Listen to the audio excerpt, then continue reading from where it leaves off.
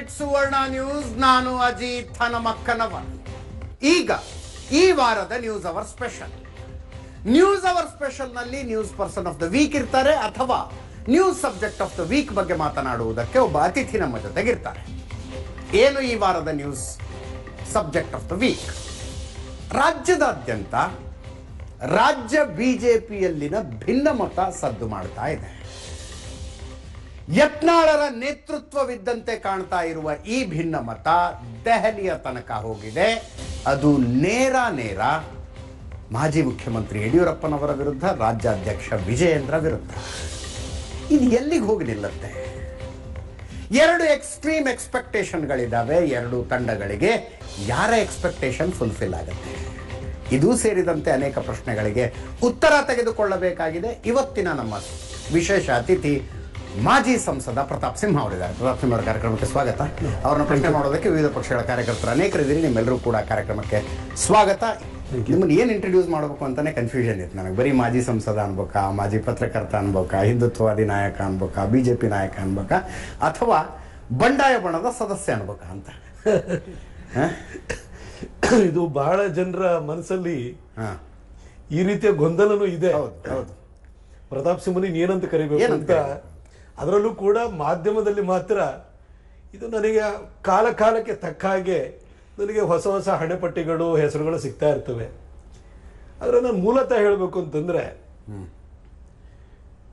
ನಾನು 1968ರಲ್ಲಿ ನಡೆದಂತ ಮೊದಲ ಗ್ರಾಮ ಪಂಚಾಯಿತಿ ಚುನಾವಣೆಯಲ್ಲಿ ಜನಸಂಘದ ದೀಪದ ಗುರುತಿನಿಂದ ಗೆದ್ದು ಹಾಸನ ಜಿಲ್ಲೆಯಲ್ಲಿ ಪಂಚಾಯಿತಿ ಚೇರ್ಮನ್ ಆದಂತಹ ಜನಸಂಘದ ಮೊದಲನೇ ವ್ಯಕ್ತಿ ಮಗ ನಾನು. ನಮ್ಮಪ್ಪ 10 ವರ್ಷ ಗ್ರಾಮ ಪಂಚಾಯಿತಿ ಅಧ್ಯಕ್ಷರಾಗಿದ್ದಂಥವ್ರು. ಅದಾದ ನಂತರ BB ಶಿವಪ್ಪನವರಿಗೆ ಅವ್ರ ಕಡೆವರೆಗೂ ಅವ್ರು ಕೆಲಸವನ್ನು ಮಾಡಿದ್ರು. ನಾನು ಆ ಹಿನ್ನೆಲೆಯಿಂದ ಬಂದವನು.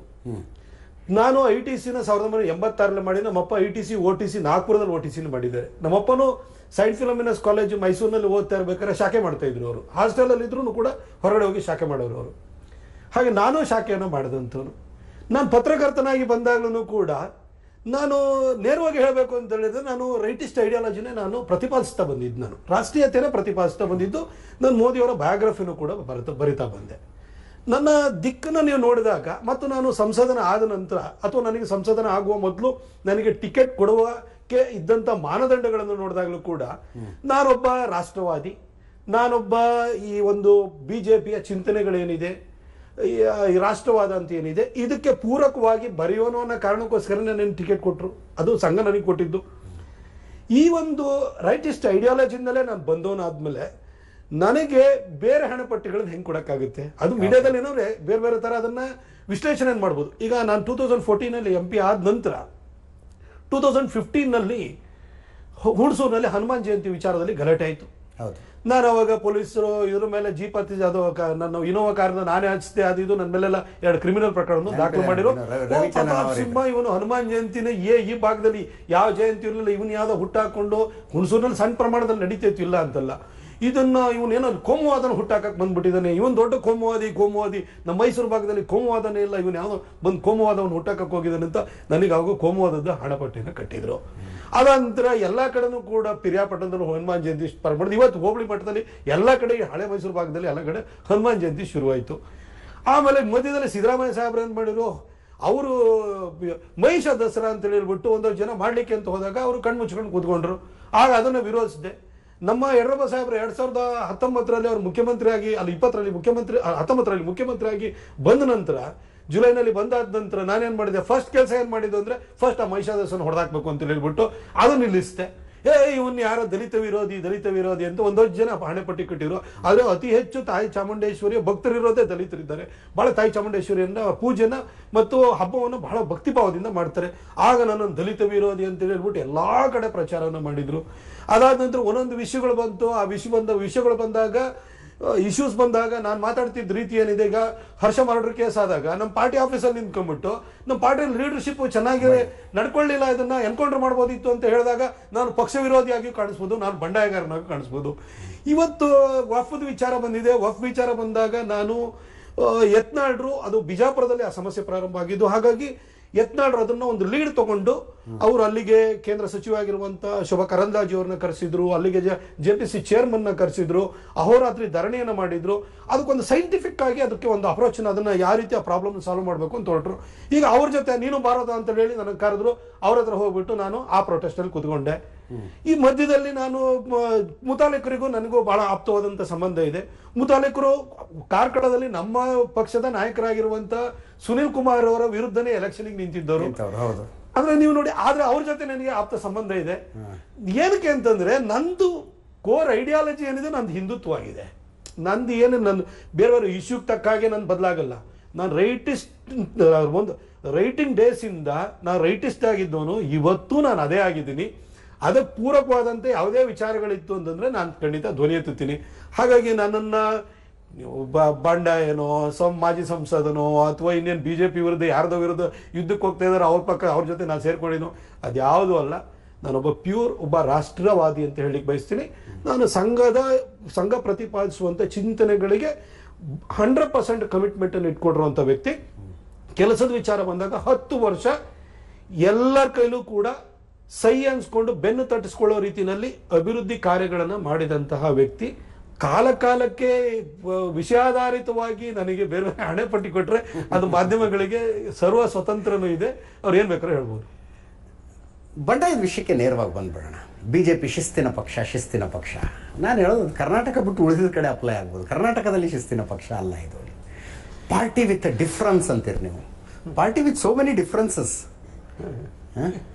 ಇಲ್ಲ, ಇದು ಬೇರೆ ಕಡೆನೂ ಕೂಡ ಈ ರೀತಿ ಬಣಗಳು ಎಲ್ಲ ಇದ್ದೇ ಇರುತ್ತೆ. ನೋಡಿ, ಮೂಲವಾಗಿ ನಾವು ಒಂದು ಪೊಲಿಟಿಕ್ಸ್ ಅಲ್ಲಿ ಒಂದು ಅರ್ಥ ಮಾಡ್ಕೊಳ್ಬೇಕು. ನಾನು ಹಿಂದೆನೂ ಹೇಳಿದ್ದೆ, ಆಸೆ ಇಲ್ಲದೆ ಇದ್ದವರು RSS ಅಲ್ಲಿ ಇರ್ತಾರೆ. ಒಂದು ಫೀಲ್ಡ್ ಏನು ಅಂತಂದ್ರೆ ಇಲ್ಲಿ ಕ್ವಾಲಿಫಿಕೇಶನ್ ಬೇಡ. ಯಾವನ್ ಬೇಕಾದ್ರೆ ಆಗಿರಲ್ಲ, ಅವನು ಇದಕ್ಕೆ ಬರ್ಬೋದು. ಅವನಿಗೆ ಏನೇನು ಕ್ವಾಲಿಫಿಕೇಶನ್ ಮಾಡಲ್ಲ. 3ನೇ ಕ್ಲಾಸ್ ಓದಿ, 4ನೇ ಕ್ಲಾಸ್ ಓದಿ, ಕಳ್ಳಿರ್ಲಿ, ಭ್ರಷ್ಟ್ ಇರ್ಲಿ, ರಿಯಲ್ ಎಸ್ಟೇಟ್ ಅಲ್ಲಿ ದುಡ್ಡು ಮಾಡಿರ್ಲಿ, ಏನ್ ಬೇಕಾದ್ರೆ ಆಗಿರ್ಲಿ, ಅವನಿಗೆ ಇಲ್ಲಿ ಅವಕಾಶ ಇದೆ. ಇಲ್ಲಿ ವಿಪುಲವಾದಂತ ಅವಕಾಶ. ಆಮೇಲೆ ಈ ಕಳ್ಳರು, ಸುಳ್ಳು, ಭ್ರಷ್ಟರು, ಲಫಂಗರು ಎಲ್ಲ ಬಂದಾದ್ಮೇಲೆ ಹೋರಾಟ ಇದ್ದೇ ಇರುತ್ತಿದೆ. ಹಾಗಾಗಿ ಎಲ್ಲಾ ಪಕ್ಷಗಳಲ್ಲೂ ಕೂಡ ಜನರಲ್ ನಾನು ಹೇಳ್ತೀನಿ, ಎಲ್ಲ ಪಕ್ಷಗಳಲ್ಲೂ ಈಗ ನೋಡಿ, ಕಾಂಗ್ರೆಸ್ ಪಕ್ಷದಲ್ಲೂ ಕೂಡ ಸಿದ್ದರಾಮಯ್ಯನವರು ಚೇರ್ ಎಳಿಬೇಕು ಅಂತ DK ಅವರು ಕಾಯ್ತಾ ಇದ್ದಾರೆ. ಈ ಮಧ್ಯದಲ್ಲಿ ಇವರಿಬ್ಬರು ಹೊಡೆದಾಡ್ತಾರೆ, ನನಗೆಲ್ಲಿ ಸಿಗುತ್ತೋ ಅಂತ ಪರಮೇಶ್ವರ್ ಅವರು, ಖರ್ಗೆ ಅವ್ರ ಮಗನೋ ಅಥವಾ ಇನ್ಯಾರೋ ಸತೀಶ್ ಜಾರಕಿಹೊಳಿ ಅವರು ಕಾಯ್ತಾ ಇದ್ದಾರೆ. ಅಂದ್ರೆ ನೋಡಿ, ಇಲ್ಲಿ ಯಾರ್ದೋ ಒಬ್ರು ಲೀಡರ್ಶಿಪ್ ಒಪ್ಕೊಂಡು ಹೋಗುವಂತದ್ದು ಏನಿಲ್ಲ. ಇಲ್ಲಿ ಎಲ್ಲರೂ ಕೂಡ ತನ್ನ ಮಹತ್ವಾಕಾಂಕ್ಷೆಗೆ ಅನುಗುಣವಾಗಿ ಪಾರ್ಟಿ. ಬೀದಿ ಜಗಳ ಆಗಿಲ್ಲ, ಬೀದಿ ಜಗಳ ಆಗಿದೆ ಕಾಂಗ್ರೆಸ್ ಅಲ್ಲಿ. ಅದೊಂದು ನಾವು ಅಪ್ರಿಶಿಯೇಟ್ ಮಾಡ್ಬೇಕು. ಯಾಕೆಂದ್ರೆ ಸಿದ್ದರಾಮಯ್ಯನವರು ಮತ್ತು DK ಅವರ ಮಧ್ಯದಲ್ಲಿ ಆ ಚೇರಿಗೋಸ್ಕರ ಅಷ್ಟು ಗುದ್ದಾಟ ಇದ್ರು ಕೂಡ ಚುನಾವಣೆ ಬಂದಾಗ ಅವ್ರು ಒಂದಾಗ್ಬಿಡ್ತಾರೆ. ಆದ್ರೆ ನಾನು ಈ BJPಗೆ ಸೀಮಿತವಾಗಿ ನಾನು ಹೇಳ್ಬೇಕು ಅಂದ್ರೆ ಕೆಲವೊಂದು ಇಂಟರ್ನಲ್ ವಿಚಾರ ಇರುತ್ತೆ. ಆದ್ರೆ ನೀವು ಒಂದು ಸ್ವಲ್ಪ ಹಿನ್ನೆಲೆ ನೋಡಿ. ಈಗ ಒಂದು 15 ವರ್ಷಕ್ಕೆ 20 ವರ್ಷಕ್ಕೆ ಹಿಂದಕ್ಕೆ ಹೋಗೋಣ. ಆಗ್ಲೂ ಕೂಡ ಇವೆಲ್ಲ ಇತ್ತು. BB ಶಿವಪ್ಪನವ್ರನ್ನ ಪಾರ್ಟಿಯಿಂದ ಹೆಂಗ್ ಹೊರಗೆ ಹಾಕಿದ್ರು, ಯಾವ ಕಾರಣಕ್ಕೋಸ್ಕರ ಹೊರಗೆ ಹಾಕಿದ್ರು, ಅದೆಲ್ಲ ಗೊತ್ತಿರೋಂಥ ವಿಚಾರನೆ. ಯುದ್ಧಗಳು ಮೊದಲಿಂದಲೂ ನಡ್ಕೊಂಡ್ ಬಂದಿದ್ದಾವೆ. ಪದವಿ ಆಕಾಂಕ್ಷೆ ಇಲ್ಲಿ ಇರುತ್ತಲ್ವಾ. ಈ ಪಾಲಿಟಿಕ್ಸ್ ಅಲ್ಲಿ ನಿಮ್ಗನ್ನ ಚೇರ್, ಈಗ ಒಬ್ಬ MLA ಆದ ಕೂಡಲೇ ಅವನಿಗೆ ಫಸ್ಟ್ ಮಂತ್ರಿ ಆಗ್ಬೇಕು ಅಂತ ಆಸೆ ಆಗ್ಬಿಡುತ್ತೆ. ಮಂತ್ರಿ ಆದ ಕೂಡಲೇ ಆ ಮುಖ್ಯಮಂತ್ರಿ ಆಗ್ಬೇಕು ಅಂತ ಅವನಿಗೆ ಒಳಗಡೆಯಿಂದ ತುಡಿತ ಬಂದ್ಬಿಡುತ್ತೆ. ಅವನು ನನಗೆ ಈ ಯೋಗ್ಯತೆ ಇದೆಯಾ ಇಲ್ವಾ, ನಾನು ಜನರಿಗೆ ಕೆಲಸ ಮಾಡಬೇಕು, ನಾನು ಬಂದಿರುವಂಥದ್ದು ಸೇವಾ ಉದ್ದೇಶದಿಂದ, ಇದು ಯಾವುದು ಬರಲ್ಲ. ಅವನಿಗೆ ಚೇರ್ ಅಷ್ಟೇನೆ. ನೀವು ಯಾರನ್ನೇ ಹೋಗಿ ನೋಡಿ, ಯಾವ್ದಾದ್ರು ಪಾಲಿಟಿಷಿಯನ್ ಜೊತೆ ನೀವೆಲ್ಲರೂ ಒಂದ್ ಕಡೆ ಕೂತ್ಕೊಳ್ಳಿ, ಅವ್ರ ಹತ್ರ ಒಂದು ಚರ್ಚೆ ಮಾಡಿ. ಕಾನ್ಸ್ಟಿಟ್ಯೂನ್ಸಿಗೆ ಒಳ್ಳೆ ಕೆಲಸ ಮಾಡಬೇಕು, ಇಂಥ ಯೋಜನೆ ತರಬೇಕು ಅಂತ ಮಾತಾಡುವಂಥ ಪಾಲಿಟಿಷಿಯನ್ಸ್ ಎಷ್ಟು ಜನ ಇದ್ದಾರೆ ಹೇಳಿ? ಎಲ್ಲರೂ ಕೂಡ ಯಾವ ಗುಂಪಲ್ಲಿರಲಿ, ನನ್ನ ಜಾತಿ ಎಷ್ಟಿದೆ, ನನ್ನ ಸಂಖ್ಯೆ ಎಷ್ಟಿದೆ, ಇದ್ರ ಮೇಲೆ ಹೊಡೆದಾಟ ಮಾಡ್ತಿರ್ತಾರೆ. ಇನ್ನು BJP ವಿಚಾರಕ್ಕೆ ನೇರವಾಗಿ ಬರೋದಾದ್ರೆ, ಹಿಂದೆ ಅನಂತಕುಮಾರ್ ಸಾಹೇಬರು ಮತ್ತೆ ಯಡಿಯೂರಪ್ಪ ಸಾಹೇಬರು ಇಬ್ರು ಟಾಪ್ ಲೀಡರ್ಸ್ ಇದ್ರು. ಪಾರ್ಟಿನ AK ಸುಬ್ಬಯ್ಯನವರು 1983 18 ಸೀಟನ್ನ BJPಗೆ ಗೆದ್ದುಕೊಟ್ಟಿದ್ರು. ಅದಾದ ನಂತರ AK ಸುಬ್ಬಯ್ಯನವರು ಪಾರ್ಟಿನ ಬಿಟ್ಟು ಹೋದ್ರು. ಅವರು 1966 ಅವರು MLC ಆಗಿದ್ರು. ಆನಂತರ ಅವ್ರು ಪಾರ್ಟಿನ ಬಿಟ್ಟು ಹೋದ ನಂತರ ಅವರು ಫಸ್ಟ್ BJP ಅಧ್ಯಕ್ಷರು, ಸ್ಟೇಟ್ ಅಧ್ಯಕ್ಷರು ಕೂಡ ಆಗಿದ್ರು. ಆನಂದ್ ಪಾರ್ಟಿನ ಬಿಟ್ಟು ಹೋದ ನಂತರ 85 ಚುನಾವಣೆ ಒಳಗಡೆ BJP ಕೇವಲ 2 ಸ್ಥಾನಗಳು ಇಳಿದು ಹೋಯ್ತು. ಅವಾಗ ಆದ್ರ ನಂತರ ಯಡಿಯೂರಪ್ಪ ಸಾಹೇಬರು ಪಾರ್ಟಿನ ಕಟ್ತಾ ಹೋದ್ರು. ಅವರಿಗೆ ಬಹಳ ಜನ VS ಆಚಾರ್ಯ ಎಲ್ಲರೂ ಕೂಡ ಅವರಿಗೂ ಕೈ ಜೋಡಿಸಿ ಕೆಲಸ ಮಾಡಿದ್ರು. ಅದಾದ ನಂತರ ಅನಂತಕುಮಾರ್ ಸಾಹೇಬರು ಎಮರ್ಜ್ ಆದ್ರು. ಆಮೇಲೆ ಒಂದು ಹಂತಕ್ಕೆ ಬಂದಾದ್ಮೇಲೆ ಅನಂತಕುಮಾರ್ ಸಾಹೇಬರು ಕೇಂದ್ರಕ್ಕೆ, ರಾಜ್ಯಕ್ಕೆ ಯಡಿಯೂರಪ್ಪ ಸಾಹೇಬ್ರು ಅಂತ ಕ್ಲಿಯರ್ ಕಟ್ ಒಂಥರ ಡಿಮಾರ್ಕೇಶನ್ ಇತ್ತು. ಅವ್ರು ಇಬ್ರು ಟಾಲೆಸ್ಟ್ ಲೀಡರ್ಸ್. ಯಾರಿಗೆ ಮನಸ್ಸಿತ್ತೋ ಇಲ್ಲೋ ಒಳಗಡೆ ನನಗೂ ಏನೋ ಒಂದು ನಾನು ಇಲ್ಲೇ ಇರಬೇಕು ಅಂತ ಆಸೆ ಇರ್ಬೋದು, ಅಥವಾ ಏನೇ ಇದ್ರೂ ಕೂಡ ಒಂದೇನು ಅಂತಂದ್ರೆ ಗಡಿನ ನಿರ್ಧಾರ ಆಗೋಗ್ಬಿಡ್ತು. ಹಾಗಾಗಿ ಏನಾಯ್ತು, ಯಡಿಯೂರಪ್ಪ ಸಾಹೇಬ್ರನ್ನ ಕಾರ್ಯಕರ್ತರಾದ ಎಲ್ಲರೂ ಅವ್ರನ್ನ ಮುಖ್ಯಮಂತ್ರಿ ಮಾಡಬೇಕು ಅಂತ ಹೋರಾಟ ಶುರುವಾಯಿತು. ಅನಂತಕುಮಾರ್ ಸಾಹೇಬ್ರು ಅವ್ರಿಗೆ ಅವ್ರ ಸಂಘಟನಾ ಚಾತುರ್ಯನು ಹಂಗೆ ಇತ್ತು. ಅವರನ್ನು ಕೂಡ ಕೇಂದ್ರದಲ್ಲಿ ಅವರು ಮಂತ್ರಿ ಆದರು. ಅವರ ನೇತೃತ್ವದಲ್ಲಿ 2003 ನಂತರ ಅವರು ಅಧ್ಯಕ್ಷರಾದ ನಂತರ ಪಾರ್ಟಿಯನ್ನು ಅವ್ರು ಕಟ್ಟಿ 79 ಸೀಟಿಗೆ ತಗೊಂಡೋದ್ರು. ಇವತ್ತು ನಮ್ಮ ಪಾರ್ಟಿನಲ್ಲಿರುವಂತಹ ಕತ್ತಿ, ಕೋರೆ, ಕಾರಜೋಳ, ನೀವು ನಾರ್ತ್ ಕರ್ನಾಟಕದಲ್ಲಿ ಟಾಪ್ ಲೀಡರ್ಸ್ ಅಂತ ಯಾರ್ಯಾರಿದ್ದಾರೆ ಅವ್ರನ್ನೆಲ್ಲ ಕರ್ಕೊಂಡ್ಬಂದಿದ್ದು ಅನಂತಕುಮಾರ್ ಸಾಹೇಬ್ರು. ಅವ್ರಿಗೆ ಅಂತ ಒಂದು ಆ ಭಾಗದವರಾಗಿದ್ರು, ಕೇಂದ್ರದಲ್ಲಿ ಸಚಿವರಾಗಿದ್ರು. ಆ ಸ್ಥಾನ ಬಲ, ಅವ್ರು ಕೊಟ್ಟಿದ್ದ ಮಾತಿ ತಕ್ಕ ನಡ್ಕೊಳ್ತಾರೆ ಅನ್ನೋ ಒಂದು ಅವ್ರ ಮೇಲೆ ವಿಶ್ವಾಸದಿಂದಾಗಿ ಇವ್ರನ್ನೆಲ್ಲ ಕರ್ಕೊಂಡ್ಬಂದಿದ್ರೆ ಬಿಜೆಪಿ ಬೆಳೀತಿಲ್ಲ ಅಂದ್ರೆ 40ಕ್ಕೆ ಬಂದು ಸುಸ್ತಾಗಿ ಬಿದ್ದೋಗ್ಬಿಡ್ತೈತೆ ಬಿಜೆಪಿ, ಮುಂದಕ್ಕೆ ಹೋಗ್ತಾ ಇರಲಿಲ್ಲ. ಅನಂತಕುಮಾರ್ ಸಾಹೇಬರು 79 ತಗೊಂಡೋದ್ರು. ಆಮೇಲೆ ಮುಖ್ಯಮಂತ್ರಿ ಸ್ಥಾನದ ವಿಚಾರ ಬಂದು ಯಡಿಯೂರಪ್ಪ ಸಾಹೇಬರು ಮುಖ್ಯಮಂತ್ರಿ ಆದ್ರು, ಅನಂತಕುಮಾರ್ ಸಾಹೇಬರು ಕೇಂದ್ರದಲ್ಲಿ ಇದ್ರು. ಈಗ ಈ ಒಂದು ಬೆಳೆಯುವ ಹಂತದಲ್ಲಿ ಅವ್ರು ಬಹಳ ಜನ youngster, second generation of leaders, ಈಗ ಥರ್ಡ್ ಜನರೇಷನ್ ಆಫ್ ಲೀಡರ್ಸ್ ಬಂದಿದ್ದಾರೆ. ಆ ಸೆಕೆಂಡ್ ಜನರೇಷನ್ ಲೀಡರ್ಸ್ ಏನಾಗಿದ್ದಾರೆ, ಅನಂತಕುಮಾರ್ ಸಾಹೇಬರು ಇವತ್ತಿಲ್ಲ, ಯಡಿಯೂರಪ್ಪ ಸಾಹೇಬರು ರಾಜಕೀಯವಾಗಿ ನೇಪಥ್ಯಕ್ಕೆ ಸರಿಯುವಂತ ಹಂತದಲ್ಲಿದ್ದಾರೆ. ಈಗ ನೆಕ್ಸ್ಟ್ ಯಾರು ಅನ್ನೋ ಪ್ರಶ್ನೆ ಬರುತ್ತೆ.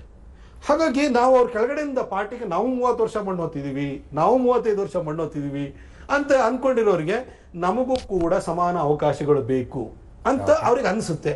ಅನಿಸಿದಾಗ ಈ ರೀತಿ ನಾಯಕತ್ವಕ್ಕೋಸ್ಕರ ಹೋರಾಟ ನಡೀತದ ಎಲ್ಲ ಪಕ್ಷಗಳಲ್ಲೂ ನಡೆಯುವಂಥದ್ದೇ. ಸೊ ಟ್ರಾನ್ಸಿಷನ್ ಪೀರಿಯಡ್ ಅಂತೀರಿ. ಹಾಗಾಗಿ ಇದನ್ನ ಯಾವ ರೀತಿ ಸರಿದೂಗಿಸ್ಕೊಂಡು ಹೋಗ್ತಾರೆ ಇದ್ರ ಮೇಲೆ ಇದು ಡಿಪೆಂಡ್ ಆಗುತ್ತೆ.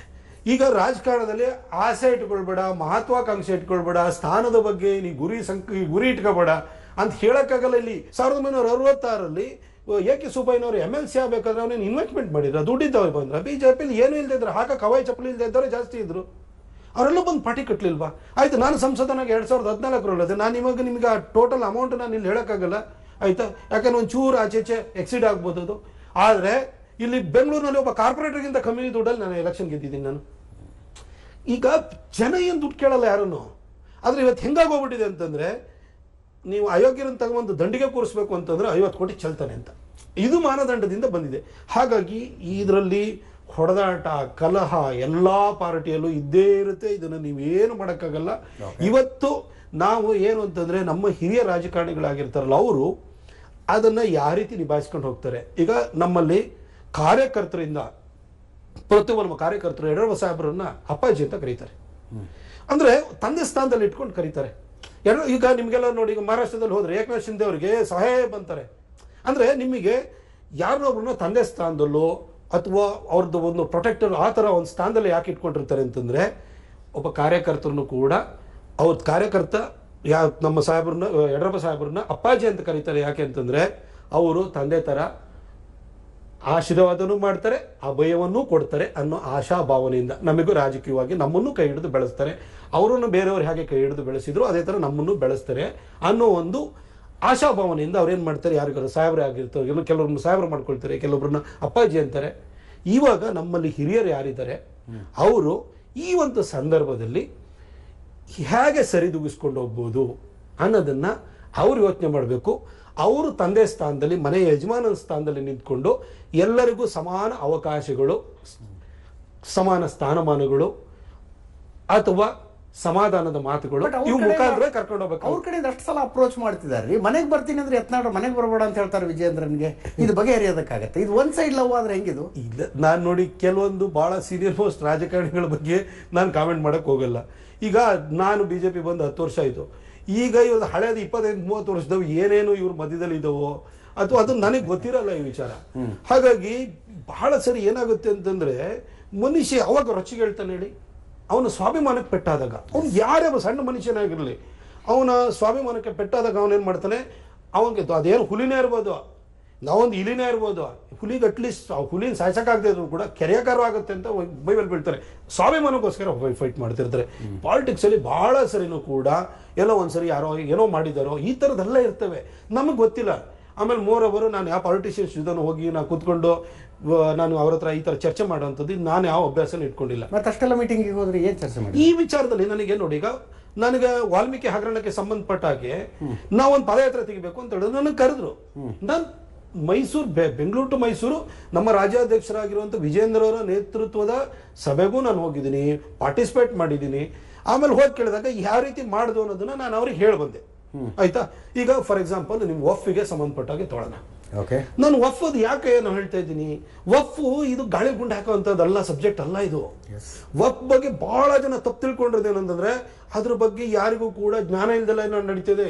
ಇದೇನು ಬೋಲೋ ಭಾರತ್ ಮಾತಾ ಕಿ ಜೈ ಅಂತ ಹೇಳ್ಬಿಟ್ಟು ಘೋಷಣೆ ಕೂತ್ಕೊಂಡು ಬೇಕೇ ಬೇಕು, ನ್ಯಾಯ ಬೇಕು, ವಿ ವಾಂಟ್ ಜಸ್ಟಿಸ್, ಈ ತರ ಬೊಬ್ಬೆ ಹೊಡೆಯುವಂತ ಸಬ್ಜೆಕ್ಟ್ ಅಲ್ಲ ಇದು. ನಾವು ಇನ್ ಡೆಪ್ತಿಗೆ ಹೋಗ್ಬೇಕು. ನೋಡಿ, ಕುಮಾರ್ ಬಂಗಾರಪ್ಪನವರು ಅವರು ಹಿಂದೆ ಆ ಕಮಿಟಿ ಚೇರ್ಮನ್ ಆಗಿದ್ರು. He has got in depth knowledge ಅದ್ರ ಬಗ್ಗೆ. ನಾವು JPC ಎದುರುಗಡೆ ಹೋದಾಗ್ಲೂ ಕೂಡ JPC ನಲ್ಲಿ ನಮಗೆ ಅಂಡರ್ ಸೆಕ್ರೆಟರಿ, ಜಾಯಿಂಟ್ ಸೆಕ್ರೆಟರಿ ಅವ್ರ ಜೊತೆ ಹೋಗಿ ಎಕ್ಸ್ಪ್ಲೈನ್ ಮಾಡಕ್ಕೆ ಅಂತ ಕೂರಿಸಿದಾಗ ನಾವು ಅದನ್ನ ಕುಮಾರ್ ಬಂಗಾರಪ್ಪನವರು ನಾನು ಎಲ್ಲ ಹೇಳಿದ ನಂತರ, ಸರ್ ನಮಗೆ ಇದ್ರ ಬಗ್ಗೆ ಏನ್ ಮಾಡೋದು ಅಂತ ನಮಗೆ ಅರಿವಿರಲಿಲ್ಲ, ನೀವು ಕರೆಕ್ಟಾಗಿ ಐಡಿಯಾ ಕೊಟ್ರಿ ಇದನ್ನ ಅಂತ ಹೇಳಿದ್ರು. ನಾನು ಹೇಳ್ತೀನಿ ವಫ್ ವಿಚಾರಕ್ಕೆ, ವಫ್ ವಿಚಾರ ಇದು ಯತ್ನಾಳ್ರದ್ದು ಬಂಡಾಯ ಟೀಮ್ ಅಲ್ಲ ಇದು. ಯಾಕೆ ಅಂತ ಹೇಳ್ತೀನಿ ನಿಮಗೆ. ಯತ್ನಾಳ್ ಇದನ್ನು ಫಸ್ಟ್ ಎಲ್ಲಿ ನಡೆದಿದ್ದು? ವಿಜಾಪುರದಲ್ಲಿ ನಡೆದಿದ್ದು. ಹೌದು, ವಿಜಾಪುರದಲ್ಲಿ ನಡೆದಾದ್ಮೇಲೆ ವಿಜಾಪುರದಲ್ಲಿ ಹೋರಾಟನ ಕೈಗೆತ್ಕೊಳ್ಬೇಕು ಅಂದ್ರೆ ನಮ್ಮ ಸ್ಟ್ರಾಂಗೆಸ್ಟ್ ಲೀಡರ್ ಯಾರು? ಯತ್ನಾಳ್. ಯತ್ನಾಳ್ ಹೆಸರೇ ಬಂದಿರಲಿಲ್ಲ ಆ ಕಮಿಟಿ ಹಾಕಿದ್ರೊಳಗಡೆ, ಅದ್ರೊಳಗಡೆ ಯಾರ್ದೋ ಹೆಸರಿತ್ತು. ಆಮೇಲೆ ರೆಕ್ಟಿಫೈ ಮಾಡ್ಕೊಂಡ್ರು. ನಾನು ಅದು ಕೇಳಿದೆ, ಮನುಷ್ಯನಿಗೆ ಸ್ವಾಭಿಮಾನ ದೊಡ್ಡದಾಗಿರುತ್ತೆ, ಸ್ವಾಭಿಮಾನಕ್ಕೆ ಎಲ್ಲರೂ ಒಂಚೂರು ಹರ್ಟ್ ಮಾಡ್ತಂದ್ರೆ ಎದುರು ನಿಂತ್ಕೋತಾನವ. ಹಾಗೆ ಅಲ್ಲಿ ಯತ್ನಾಳ್ರು ಏನ್ ಮಾಡ್ರು, ನಮ್ಮ ರೈತರನ್ನ ಕಾಪಾಡಬೇಕು ಅದು ಇದು ಅಂತೇಳಿ ಅವರು ಹೋರಾಟ ಸ್ಟಾರ್ಟ್ ಮಾಡ್ರು. ಅಹೋರಾತ್ರಿ ಧರಣಿ ಪ್ರಾರಂಭ ಆಯಿತು. ಶೋಭಾ ಕರಂದ್ಲಾಜೆ ಅವರು ಬಂದ್ರು, ಪ್ರಹ್ಲಾದ್ ಜೋಶಿ ಅವರು ಬಂದ್ರು, JPC ಚೇರ್ಮನ್ ಬಂದ್ರು, ಸೋಮಣ್ಣ ಅವರು ಅದಕ್ಕೆ ಬೆಂಬಲ ವ್ಯಕ್ತಪಡಿಸಿದ್ರು. ಈ ರೀತಿ ಹೋರಾಟ ಶುರುವಾಯಿತು, ಅಲ್ಲಿಂದ ಪ್ರಾರಂಭ ಆಯಿತು. ಈ ಪ್ರತಾಪ್, ಇದು ಆರಂಭ ಆಗಿದ್ದು ಬೆಳಗಾವಿಯ ಮೀಟಿಂಗ್ ಮೂಲಕ. ವಾಲ್ಮೀಕಿ ಹಗರಣವನ್ನು ವಿರೋಧಿಸಿ ನೀವು ಬಸವ ಕಲ್ಯಾಣದಿಂದ ಬಳ್ಳಾರಿ ತನಕ ಪಾದಯಾತ್ರೆ ಅಂದ್ರಿ. ಪಾದಯಾತ್ರೆ ಪ್ಲಾನ್ ಕರೆಕ್ಟು, ಹೋರಾಟದ ಪ್ಲಾನ್ ಕರೆಕ್ಟು. ಅದಕ್ಕೆ ಸಂಬಂಧಿಸಿದ ಬ್ರೀಫ್ ಮಾಡೋ ಪ್ರೆಸ್ ಮೀಟ್ ನಲ್ಲಿ ಯತ್ನಾಳ್ರು ಹೇಳ್ತಾರೆ ಇದು ಯಾರನ್ನೋ ಮೆರೆಸೋದಕ್ಕಲ್ಲ, ಇದು ವಿಷಯಕ್ಕೆ ಮಾಡ್ತಿದೀವಿ ನಾವು. ಹೌದು, ಈಗೇನು ಯತ್ನಾಳ್ರನ್ನ ಲೀಡರ್ ಮಾಡಕ್ಕಲ್ಲ. Yatnal is already a leader. ನಾವು ಅವ್ರನ್ನೇನು ಇದು ಮಾಡ್ಲಿಕ್ಕೋಸ್ಕರ ಮಾಡ್ತಾ ಇರೋದಲ್ಲ. ಇದು ವಿಷಯಾಧಾರಿತವಾಗಿ ನಾವು ಹೋರಾಟ ಮಾಡ್ತಾ ಇರೋದು. ವಕ್ಫ್ ಹೋರಾಟ ಮಾಡ್ತೀರಿ, ವಿಜೇಂದ್ರ ಬೇಕಿದ್ರೆ ಈ ಹೋರಾಟಕ್ಕೆ ಜಾಯ್ನ್ ಆಗ್ಬಹುದು ಅಂತೀರಿ. ಈಗ ಫಾರ್ ಎಕ್ಸಾಂಪಲ್ ನಾನು ಹೇಳ್ತೀನಿ, ಈಗ ನಾನು ಫುಲ್ ಅದನ್ನೆಲ್ಲ ಈ ಪಕ್ಷದ ಒಳಗಡೆ ಚೌಕಟ್ಟಿನೊಳಗಡೆ ಚರ್ಚೆ ಮಾಡುವಂಥದ್ದನ್ನೆಲ್ಲ ನಾನು ಇಲ್ಲಿ ಹೋಗಕ್ಕೆ ಹೋಗಲ್ಲ. ಈಗ ಬೀದರ್ನಲ್ಲಿ ಅಲ್ಲ ಬಿಜಾಪುರದಲ್ಲಿ ವಫ್ಗೆ ಸಂಬಂಧಪಟ್ಟಾಗೆ ಮಾಹಿತಿನ ಕಲೆಕ್ಟ್ ಮಾಡ್ಲಿಕ್ಕೆ ಒಂದು ಟೀಮ್ ಆಯಿತು. ಆ ಟೀಮ್ ಒಳಗಡೆ ರಮೇಶ್ ಜಿಗಜಿಣಿ ಅವ್ರಿಗೆ ಹೆಸರಿರಲಿಲ್ಲ, ಯತ್ನಾಳ್ರದ್ದು ಹೆಸರಿರಲಿಲ್ಲ. ಪ್ರಾಬ್ಲಮ್ ಎಲ್ಲಿಂದ ಸ್ಟಾರ್ಟ್ ಆಯಿತು? ರೆಕ್ಟಿಫೈ ಅಲ್ಲೇ ಮಾಡ್ಕೋಬೇಕಾಗುತ್ತೆ. ಅದಕ್ಕೋಸ್ಕರ ನಾನು ಇದ್ರ ಬಗ್ಗೆ ನಾನು ಹೆಚ್ಚು ಬೆಳೆಸಕ್ಕೆ ಹೋಗಲ್ಲ. ಆದರೆ ನಾನು ವಫ್ ವಿಚಾರದಲ್ಲಿ ಎಲ್ಲ ಆಡಿಯನ್ಸ್ ಕೂಡ ಇದ್ದೀರಿ. ನಾನು ನಿಮಗೆ ಏನು ಹೇಳ್ತೀನಿ, ಸಿಸ್ಟಮ್ಯಾಟಿಕ್ ಆಗಿ ನಾವು ಹೆಂಗೆ ಹೋಗಿದ್ದೀವಿ ಅಂದರೆ, ನೋಡಿ ಇದು ಒಂದು ಗೆಜೆಟ್. ಈಗ ವಫ್ ಅವ್ರು ಏನು ಮಾಡಿದ್ದಾರೆ ಅಂತಂದರೆ, ಎಷ್ಟೋ ಕಡೆ ಭೂಮಿ ಏನು ಸರ್ಕಾರಿ ಭೂಮಿ ಇತ್ತಲ್ಲ, ಅದಕ್ಕೆ ಹೋಗ್ಬಿಟ್ಟು ಇವ್ರದ್ದು ಏನು ಅಂತಾರೆ, ಒಂಥರ ಎಕ್ಸ್ಟ್ರಾ ಕಾನ್ಸ್ಟಿಟ್ಯೂಷನಲ್ ಅಥಾರಿಟಿ ತರ ಇವ್ರು ಏನು ಮಾಡ್ರು, ನೋಟಿಫಿಕೇಶನ್ ಮಾಡಿಬಿಟ್ಟಿದಾರಲ್ಲ. ಇದು ಗೆಜೆಟ್ ನೋಟಿಫಿಕೇಶನ್. ಸರ್, ನಿಮ್ಮಲ್ಲಿ ಹುಲ್ಲು ಬನ್ನಿ, ಇದು ಗೋಮಾಳ, ಸೇಂದಿವನ, ಬಿ ಖರಾಬು, ಇದು ಸರ್ಕಾರ ಇದನ್ನ ಕಾಂಟೋರ್ಸ್ನ ಚೇಂಜ್ ಮಾಡಲಿ ಸರ್ಕಾರಕ್ಕೆ ಆಗಲ್ಲ, ಯಾರಿಗೂ ಪರಬರೆ ಮಾಡೋಂಗೇ ಇಲ್ಲ. ಈ ಭೂಮಿನೆಲ್ಲ ಅವ್ರು ಏನು ಮಾಡಿದ್ದಾರೆ ಇವತ್ತು ನೋಟಿಫೈ ಮಾಡಿಬಿಟ್ಟಿದ್ದಾರೆ. ಅದನ್ನೆಲ್ಲ ಈಗ RTCಗೆ ಚೇಂಜ್ ಮಾಡಿ ಅಂತ ಹೇಳ್ತಾ ಇದ್ದಾರೆ. ದಾಖಲೆಗಳ ಪರಿಶೀಲನೆ ನಡೀತಾ ಇಲ್ಲ. ಆಮೇಲೆ ವಫ್ ವಿರುದ್ಧ ನಿಮ್ಗೆ ಏನಾದ್ರು ನಿಮ್ಮ ಭೂಮಿಗೆ ಅಂದ್ರೆ ಯಾವ್ದಾದ್ರು ಫಕೀರ ಸತ್ತೋಗಿದೆ ಅಂತ ತಮ್ಮಲ್ಲಿ ಹೂತ್ ಹಾಕಿದ್ದಾರೆ ಅಂದ್ರೆ ಅದು ನಂದೇ ಭೂಮಿ ಅಂತಾರೆ. ಆಮೇಲೆ ನೀವು ಅದಕ್ಕೇನಾದ್ರು ನಿಮ್ಗೆ ಅದು ವಫ್ ಭೂಮಿ ಆಗೋಗಿರುತ್ತೆ, ನೀವು ಅದ್ರ ಮೇಲೆ ಹೋರಾಟ ಮಾಡಬೇಕು ಅಂದ್ರೆ ಹೈಕೋರ್ಟಿಗೆ ಹೋಗಬೇಕು, ಪಾಪದವನಲ್ಲಿ ಹೋಗಿ ಹೈಕೋರ್ಟಿಗೆ ಹೋಗೋಕ್ಕಾಗುತ್ತೆ.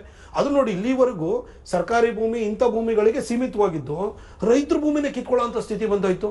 ಹಾಗಾಗಿ ಇದು ಬಹಳ ಗಂಭೀರವಾದ ವಿಚಾರ ಅನ್ನೋದು ಜನಕ್ಕೆ ಅರ್ಥವಾದ. ಡೀಟೇಲ್ ಆಗಿ ಮಾತಾಡೋಣ. ವಕ್ಫ್ ಬಗ್ಗೆ ಡೀಟೇಲ್ ಈ ಬಂಡಾಯದ ವಿಷಯ ಮುಗಿಸ್ಕೊಂಡು ಹೋಗ್ತೀನಿ. ಈಗ ಎರಡು ಕಡೆಯಿಂದ ಎರಡು ಎಕ್ಸ್ಟ್ರೀಮ್ ಎಕ್ಸ್ಪೆಕ್ಟೇಷನ್ಸ್ ಇದಾವೆ. ವಿಜೇಂದ್ರ ಆ್ಯಂಡ್ ಟೀಮಿಗೆ ಯತ್ನಾಳ್ ಆ್ಯಂಡ್ ಟೀಮನ್ನು ಪಕ್ಷದಿಂದ ಹೊರಗೆ ಹಾಕಬೇಕು ಅಂತಿದೆ. ಯತ್ನಾಳ್ ಆ್ಯಂಡ್ ಟೀಮಿಗೆ ಇಮಿಡಿಯೇಟ್ ಆಗಿ ವಿಜೇಂದ್ರನ್ನ ಕೆಳಗಿಳಿಸ್ಬೇಕು ಅಂತಿದೆ. ಇಬ್ಬರ ಪೈಕಿ ಯಾರ ಆಸೆ ಈಡೇರುತ್ತೆ?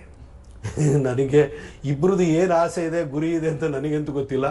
ವಿಜೇಂದ್ರ ಅಲ್ಲ, ನಾನು ಹೇಳ್ತೀನಿ ನೋಡಿ, ಏನ್ ಗೊತ್ತಾ, ಈಗ ಎಷ್ಟೋ ವಿಚಾರಗಳಿರ್ತವೆ, ಅದ್ರ ಬಗ್ಗೆ ಏನು ಈಗ ಯಾರ ಮನಸ್ಸೊಳಗಡೆ ಏನಿದೆ. ಈಗ ನಾನು 10 ವರ್ಷ MP ಆಗಿದ್ದವನು, ನನಗೆ ಟಿಕೆಟ್ ಮಿಸ್ ಆಗುತ್ತೆ ಅಂತ ನನಗೆ ಗೊತ್ತಿರಲಿಲ್ಲ.